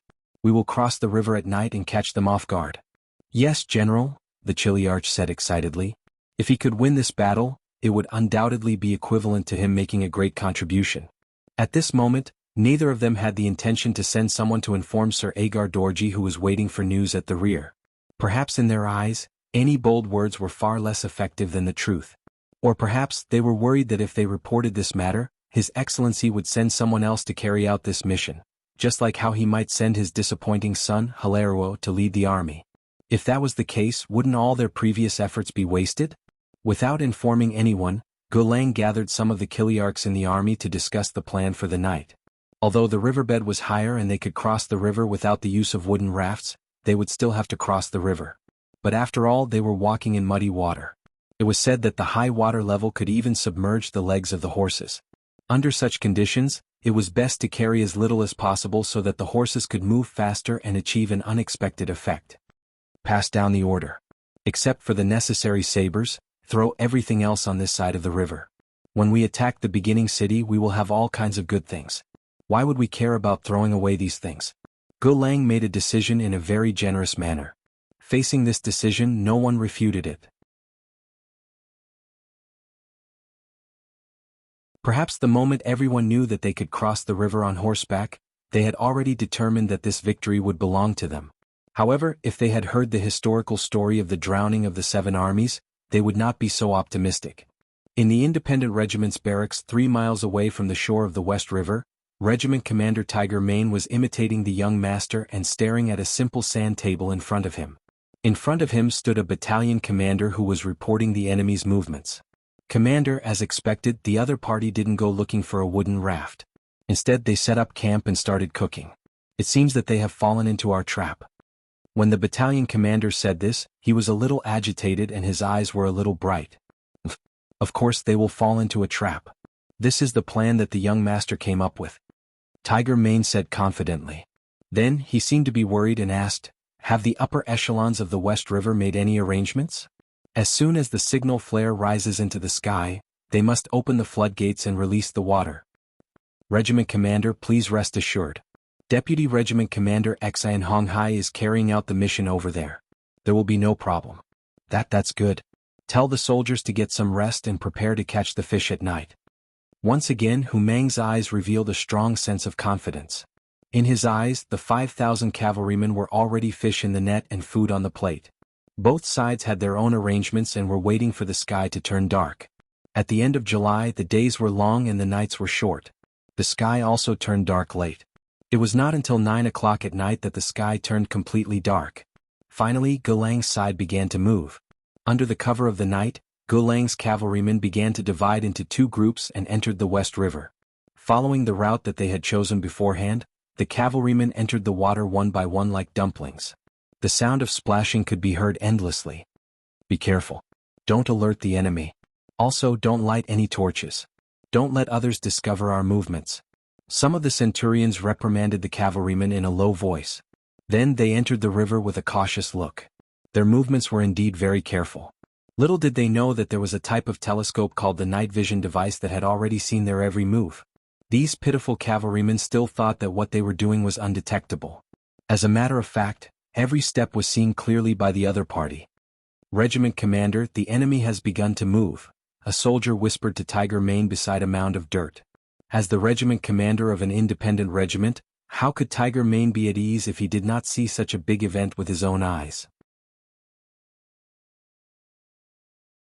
Therefore he personally came this time and saw the enemy cavalrymen enter the river with his own eyes.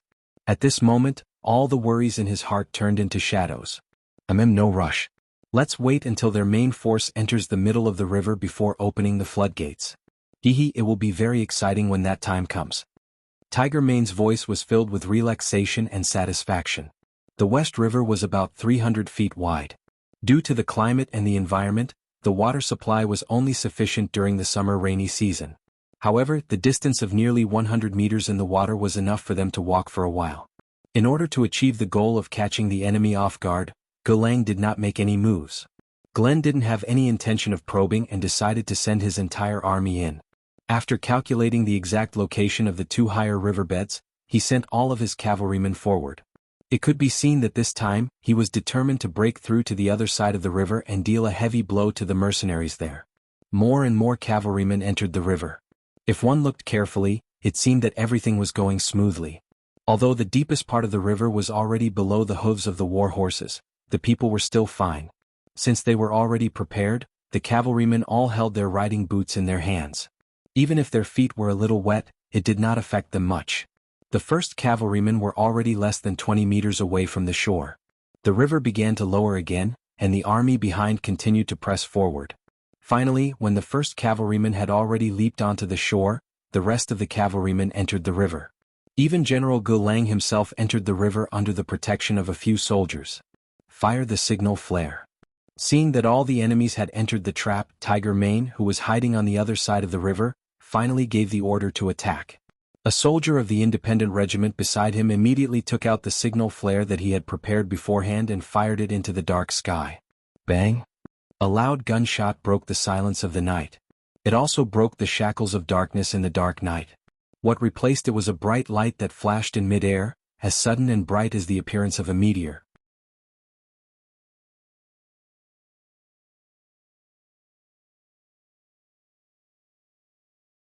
Chapter 706. What's going on? Out of instinct, all the cavalrymen in the river and on the shore couldn't help but look up. They couldn't understand why such a bright white light would suddenly appear in the darkness. What was going on? Could it be that the gods had manifested? The white light slowly flew up to the sky, but when it reached a certain height, it finally started to fall slowly. It was really like a meteor falling in midair. Then the land returned to darkness. Although the white light wasn't there for some reason, everyone had a bad feeling in their hearts. Naturally, they didn't know that this was a signal flare. This meant that the mercenaries were about to launch an all-out attack. However, their intuition told them that this sudden appearance wasn't a good sign. Once the bad feeling appeared, it was quickly confirmed. First, there was a slightly anxious but indescribable sound that resounded in their ears. The sound was very soft at the beginning, but it became very clear later on. It became louder and louder until it couldn't be stopped. Not good. There were some people in the crowd who knew how to swim and had lived by the river since they were young. Their expressions changed drastically as they suddenly shouted, "It's the sound of the river rushing. We've fallen into a trap.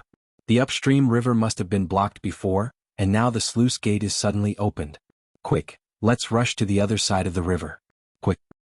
Quick, rush over and we'll live. Otherwise we'll definitely die if we stay in the water. Quickly rush to the other side of the river. Quick." Obviously, more than one person understood this principle. The sound of the flowing water became louder and louder, and finally all kinds of shouts were heard. However, because there were too many people shouting, they couldn't hear clearly. Those who understood naturally urged their horses forward with all their might. Those who couldn't hear clearly were still stunned. They looked around blankly as if they were still waiting for an explanation. Wah, wah, wah. The sound of the flowing water was finally getting closer. The most direct reaction was that the water that could only submerge the hooves of the war horses suddenly reached the waist of the war horses. Then it submerged the entire war horses. Even the cavalrymen on the war horses tilted and fell into the river with a splash. Such a scene happened more and more. Many soldiers who couldn't react in time fell into the river in fear. In such a turbulent river in the middle of the night, even some of the soldiers who were good at swimming would not be spared. Not to mention that many of the cavalrymen's feet were still attached to the stirrups of their horses, greatly hindering their movements.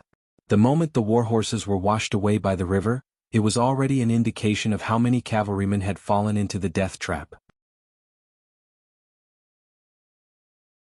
Under the pressure of death, more and more cavalrymen unleashed their potential and rushed to the other side of the river. It was less than 100 meters away, but at this moment, it was as if a chasm had appeared in front of them, making them feel as if they were so close yet so far away.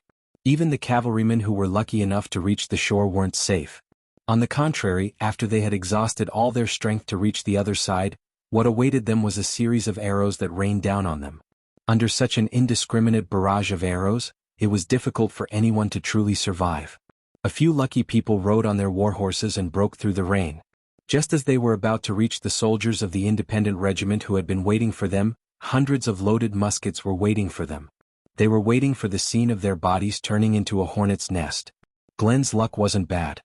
He had just entered the river when he realized that the situation wasn't right. Under the protection of a few bodyguards, he retreated. He was one of the lucky ones among the 5,000.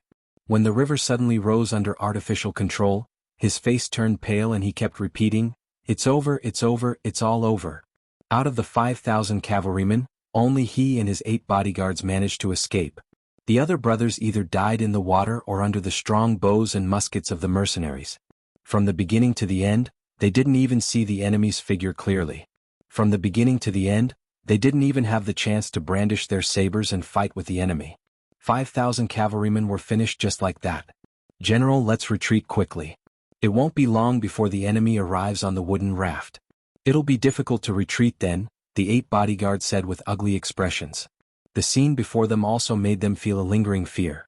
However, they couldn't think too much about it. Leaving this place as soon as possible was the most important thing. "All right, retreat, retreat." Translator. WQL Editor. Alim. Although Glenn was very reluctant and even wanted to take another look, he knew that there was no need for the 9 of them to stay here any longer. It was better to report the situation truthfully. When the time came, he could accept his fate. Glenn escaped.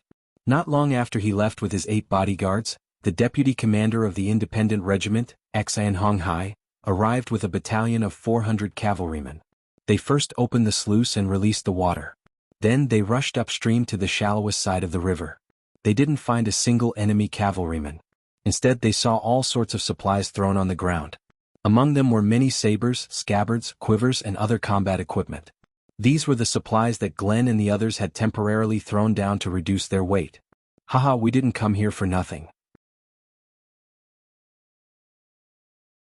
Pick up all these things and bring them back."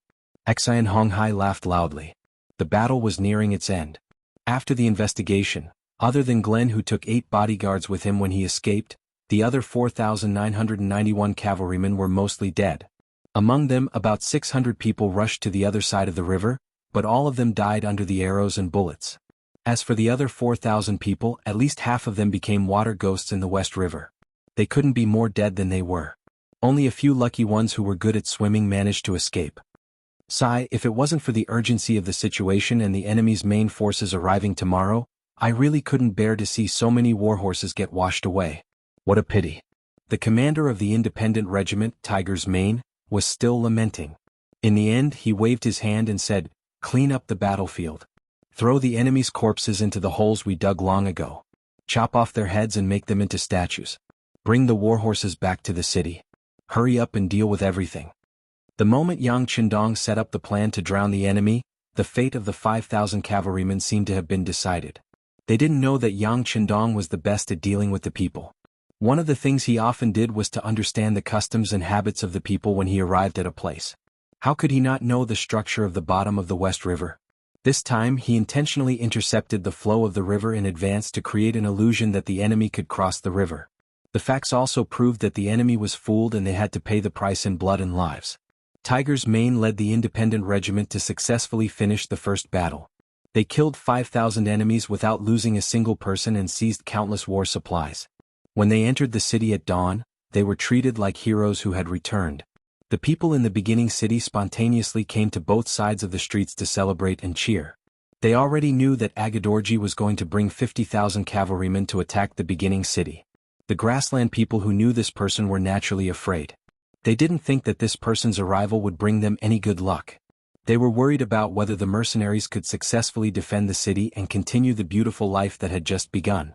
Now that they had such a beautiful opening battle with the independent regiment, they could finally put down their worries a little. On the streets of the beginning city, in front of more than 10,000 people, Yang Qindong personally came out to welcome them. He also ordered people to bring 5 carriages of gold and silver treasures. These were all rewards for the soldiers of the independent regiment who had performed meritorious deeds.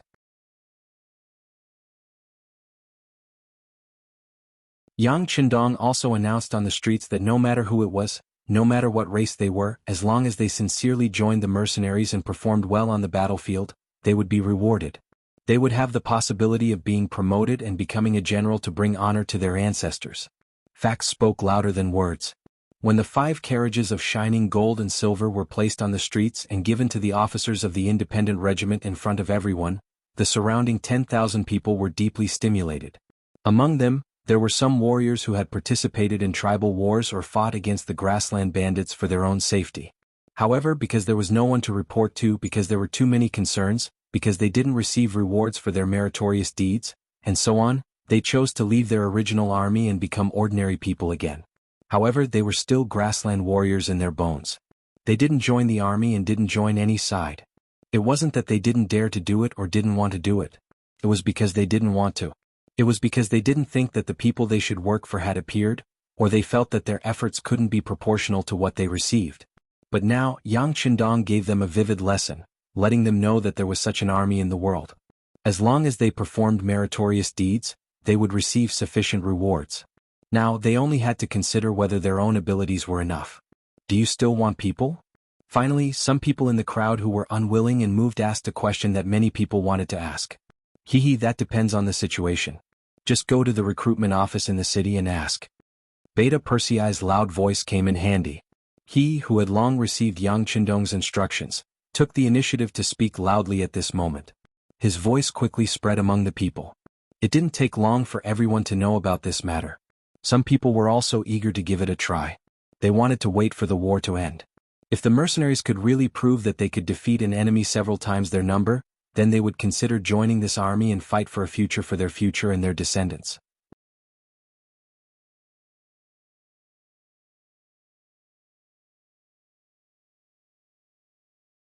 Chapter 707. Yang Qindong saw all of this. This was also the reason why he threw out gold and silver on the street. Although raising an army required food in gold and silver, the more troops there were, the heavier the burden. In the current situation, he didn't have any plans to recruit soldiers, but it didn't stop him from preparing early. This way, if he needed soldiers, there would be an endless supply of backup troops for him to choose from. Originally, although the independent regiment's mission was completed beautifully, they opened the floodgates and unleashed continuous attacks with bows and arrows. In fact, this battle wasn't dangerous at all. But he still wanted to praise them with great fanfare. It was for the sake of buying horse bones with 1,000 gold. Now, it seemed that it was effective. On the way back to the largest city lord mansion in the beginning city, he chuckled and said to Zhui Feng, Lu Zhui Yila, and the other commanders, "Did you see that? Many of the people below have the intention to join the army.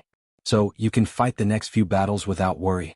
Once there are any losses, I will give you the number of new soldiers no matter how many warriors you lose. I will ensure the integrity of your organization. Just give it your all." "Yes, sixth young master." Zhui Feng and the others all cupped their fists and said respectfully. The last worry was gone. Even if the army was crippled, it could be quickly replenished. What was there to be afraid of? Next, they just had to give it their all. Compared to the excitement of the mercenaries, the Tatars were furious. Their angry shouts could be heard clearly from tens of feet away from the tent. "You lost just like that, how can you still have the face to come back? Why didn't you die in the West River? Do you know that you brought 5,000 cavalrymen?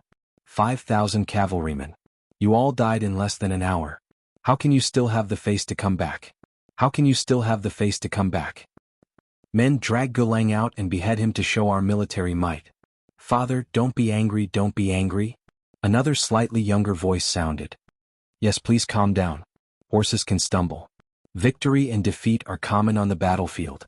Besides, it's inauspicious to kill a general in the middle of a battle. Please give General Gulang a chance to redeem himself. Another calm voice sounded. Needless to say, the one who was angry was Agar Dorji. The next to speak were his son, Hilaruo, and another tiger general, Suhi. After being persuaded by his son and his subordinates, Agar Dorji knew that he couldn't kill them.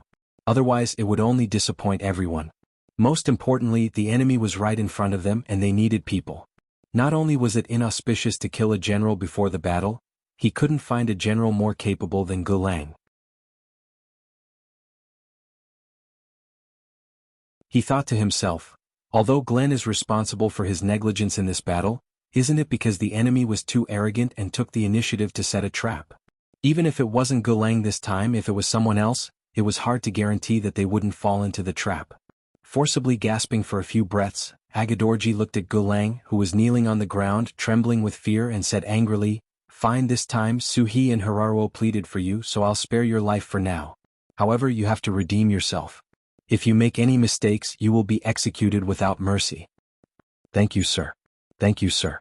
Gulang knocked his head on the ground like he was pounding garlic, and the cold sweat on his head finally disappeared a lot. Gulang was defeated, and his 5,000 cavalrymen were all dead. This was equivalent to a wake-up call for Agar Dorji. Facing such a powerful opponent like the mercenaries, he had to put away all his tricks and luck. Next, he had to fight a proper battle and defeat the enemy head-on. Thinking about it, he now had more than twice the number of the enemy. Even if he fought them head-on, there was nothing to fear. Pass down the order, the army will rest for a day. Tomorrow morning we will head to the West River. I want to see what tricks the enemy has that can stop our army from advancing. Agar Dorji finally gave the final word and shook the drums. There wasn't much time left before dawn. When the sun rose, the army set out, and it only took them 4 hours to reach the West River. Compared to last night, the river here had become a lot more turbulent. What was more striking was that on the opposite side of the river, there was a statue made up of about 600 skulls. It seemed to be narrating the tragic battle that had happened here last night. Agar Dorji glared angrily at the human skulls on the other side of the river. He clenched his fists and shouted angrily, "Mercenaries, when we defeat you, we will definitely build an even bigger skulls and let everyone know what the consequences of angering us are. Men, test the river." As soon as the order was given, the soldiers who were good at swimming began to try to cross the river. However, in the face of the turbulent river, after several failed attempts, it was announced that the idea of crossing the West River would not work. At least, they shouldn't think about it for the next few days. "Sir, the sluice gate of the upstream river has been opened. It is obviously impossible to cross from here. It is better to find another way."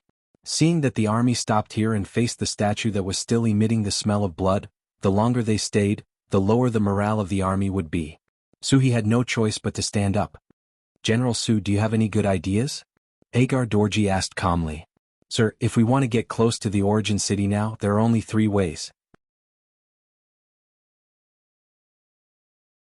First, we can go around the north side and enter from the north slope. Second, we can build a raft and cross the West River by force. Third, we can go around the south side and rush to the south gate of the origin city from the southern forest." Su He, who said the 3 methods in one breath, caused Agar Dorji to nod. This was what a brave general should do.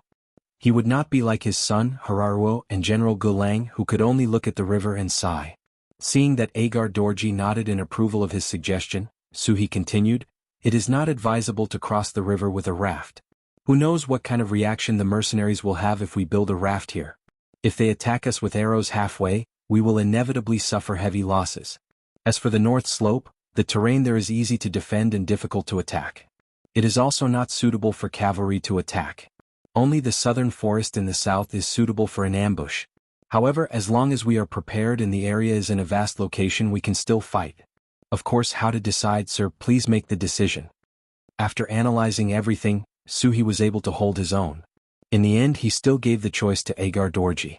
Such a capable and sensible subordinate would naturally win the favor of his superiors. At this moment, Agar Dorji's expression became much better after hearing these words. General Su is right. Then, according to you, we should go through the southern forest? If this subordinate can think of this, then the mercenaries must have thought of this as well. Therefore, we still need to listen to Sir's final decision. Suhi held his fist and said. His words reminded Agar Dorji of something. Yes, all of this analysis seemed to be correct, but how could the mercenaries not know? It was not hard to imagine that the mercenaries would definitely ambush a large number of cavalry in the southern forest to attack him. If that was the case, how should he deal with it? All of a sudden, everyone stopped moving and the surroundings fell into a state of silence. Gulang, who was in the middle of this, blinked his eyes continuously. Then, as if he had thought of something, he whispered, Sir, this subordinate has something to say, but I don't know if it is appropriate. Speak. When Agar Dorji was at his wit's end, the general below had a suggestion. Of course he had to listen to it. It was time for Gulang to perform meritorious deeds. If there was a chance to perform meritorious deeds again, of course he would not hide anything. After getting permission, he said, Sir, this subordinate thinks like this. After all, the number of mercenaries in the first city is limited. Although they have the geographical advantage, if we can divide our troops and attack from several directions, I think it will inevitably lead them to divide their troops as well. In this way, the strength of their attack on us will be much weaker. Moreover, once we divide our forces, not only will their threat to us be reduced to the minimum, even if something happens and we lose one of our routes, at least the other two routes will be safe, and we will still have the possibility of taking down the first city. Oh? This makes sense. As if suddenly enlightened, Agar Dorji felt his eyes lit up at this moment. Yes, his advantage was that he had more troops, which was the weakness of the other party. If he was willing to divide his troops, it would be equivalent to forcing the other party to divide their troops. In this way, wouldn't the advantage be in his hands? Thinking of this, Agar Dorji seemed to see hope. He first laughed and then said, Yes, isn't the enemy's troops small? If that's the case, we will immediately divide our troops and force the other party to divide their troops. In this way, the advantage will be in my hands. Well, let's do it this way. If Hala comes out, where is my son? I will give you 5,000 cavalrymen. Immediately build a raft and look for an opportunity to cross the river. Remember, if there is a chance, cross it. If there is no chance, stay here and delay the other party. General Gulang, I will give you 10,000 cavalrymen to go to the north slope. If there is a chance, break through. If there is no chance, find a way to restrain the other party. Once you find that the other party's soldiers guarding the slope have retreated, it will be the time for us to succeed. At that time, you can send troops to attack the north slope and go straight to the north gate of the first city. General Sugu, you and I will lead 25,000 cavalrymen to the southern forest. With the advantage of our military strength, even if we meet them, they will not have as many soldiers as we do. When the time comes, we will see generals' elegance on the battlefield. Yes, sir. For a moment, the three generals who were named nodded and agreed. The three of them did not raise any objections to this division of labor. Hala's ability was the worst, and he was Agar Dorji's son. Finding a way to cross the river was the safest route. It was the most appropriate place to guard. Gulang's ability was the second best. Guarding the north slope, he could attack and defend. The possibility of accidents would also be much lower. The arrangement could be said to be appropriate. As for Suhi, who was the strongest, he was arranged to go with Agar Dorji. He would lead the most troops and be the main force to threaten the first city. It was the most appropriate arrangement.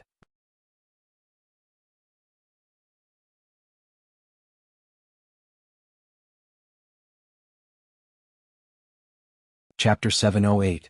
Finally, the 40,000-strong army was divided into 3 groups, and then they left.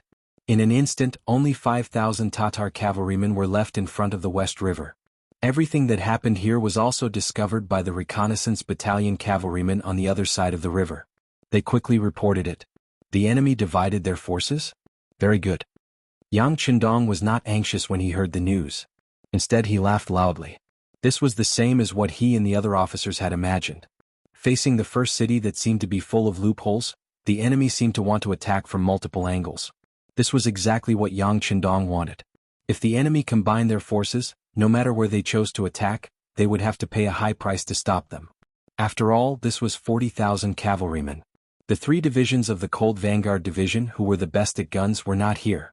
It was impossible to win without paying a price with the Type 81 rifles of the independent regiment. However, if the enemy divided their forces, it would be different. This was equivalent to the enemy dividing their powerful fist into several parts. This would give them a chance to defeat them one by one. Dispatch the reconnaissance battalion.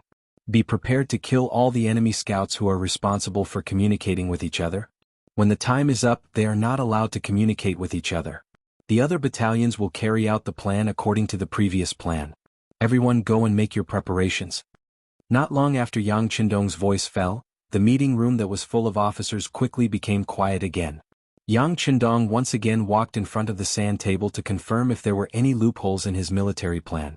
According to the first plan, the deputy commander of the independent regiment, Xan Honghai, led 6 battalions to the West River and set up a formation there. Whenever the enemy tried to cross the river, they would attack across the river and kill the Tatar cavalrymen halfway across the river. Because they were on wooden rafts, there was no space to dodge. Once the arrows came, they could only let the arrows fall on their bodies. After 2 consecutive attempts to cross the river, not only did they not succeed, but they also lost hundreds of cavalrymen. Too despicable. Hilario stood on the riverbank and said angrily as he watched the mercenaries launch their arrows. Although he was angry, there was nothing he could do. After all, the river was nearly 100 meters wide, which was the limit of the bow and arrow. Even if he wanted to use the bow and arrow to suppress it, he couldn't do it. On the other hand, the moment his cavalry crossed the river, it would be equivalent to entering the enemy's firing range. It would be strange if they weren't attacked. Let's wait for a while. I don't believe that they won't run out of arrows. Once the other 2 armies achieve victory, the enemy will have no choice but to retreat back into the city.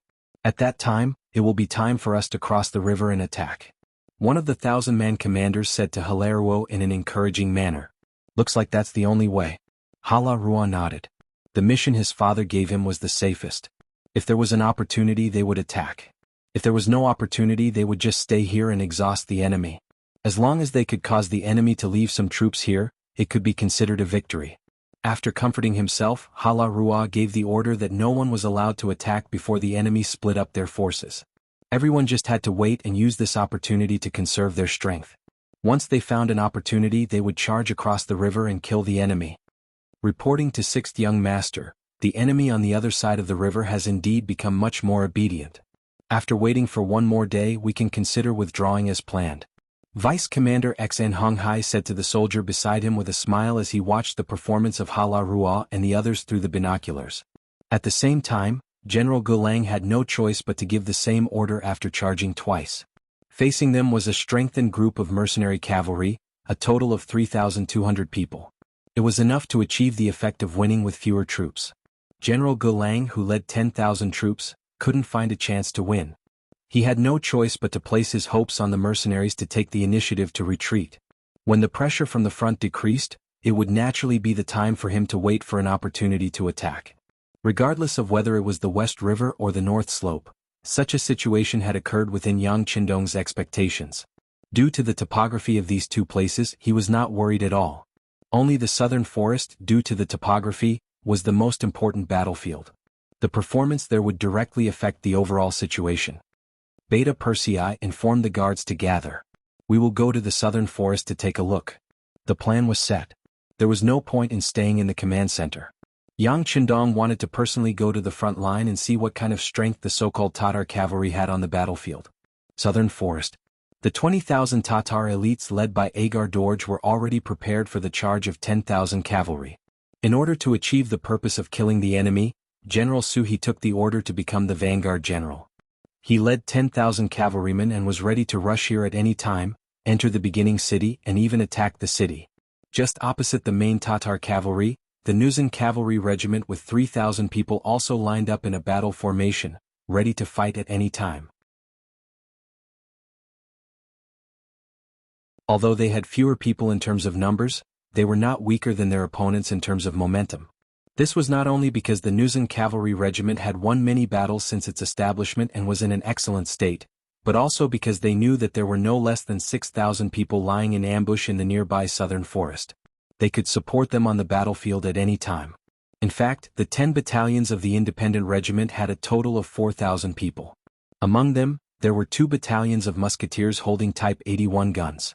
In addition, the 2,000 people under the 2nd Cavalry Regiment Luzhua were lying in ambush here, ready to support at any time.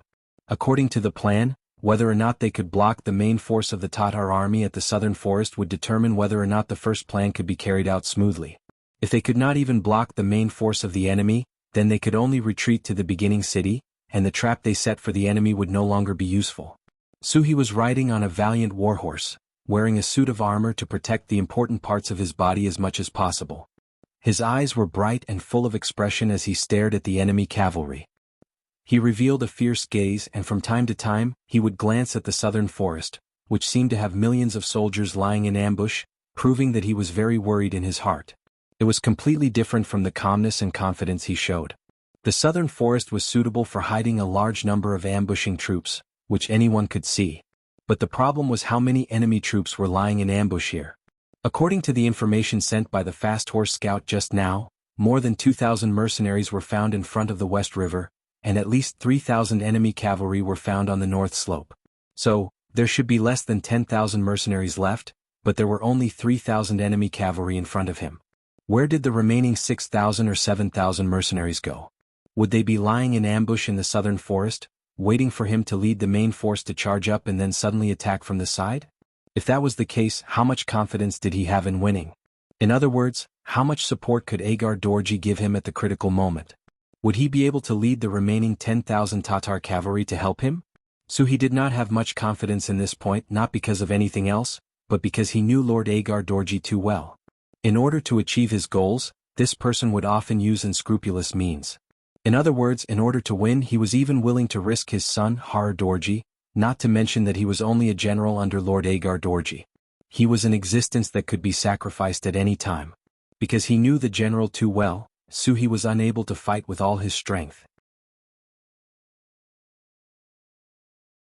After thinking about it again and again, he decided that he could not send out 10,000 cavalry all at once.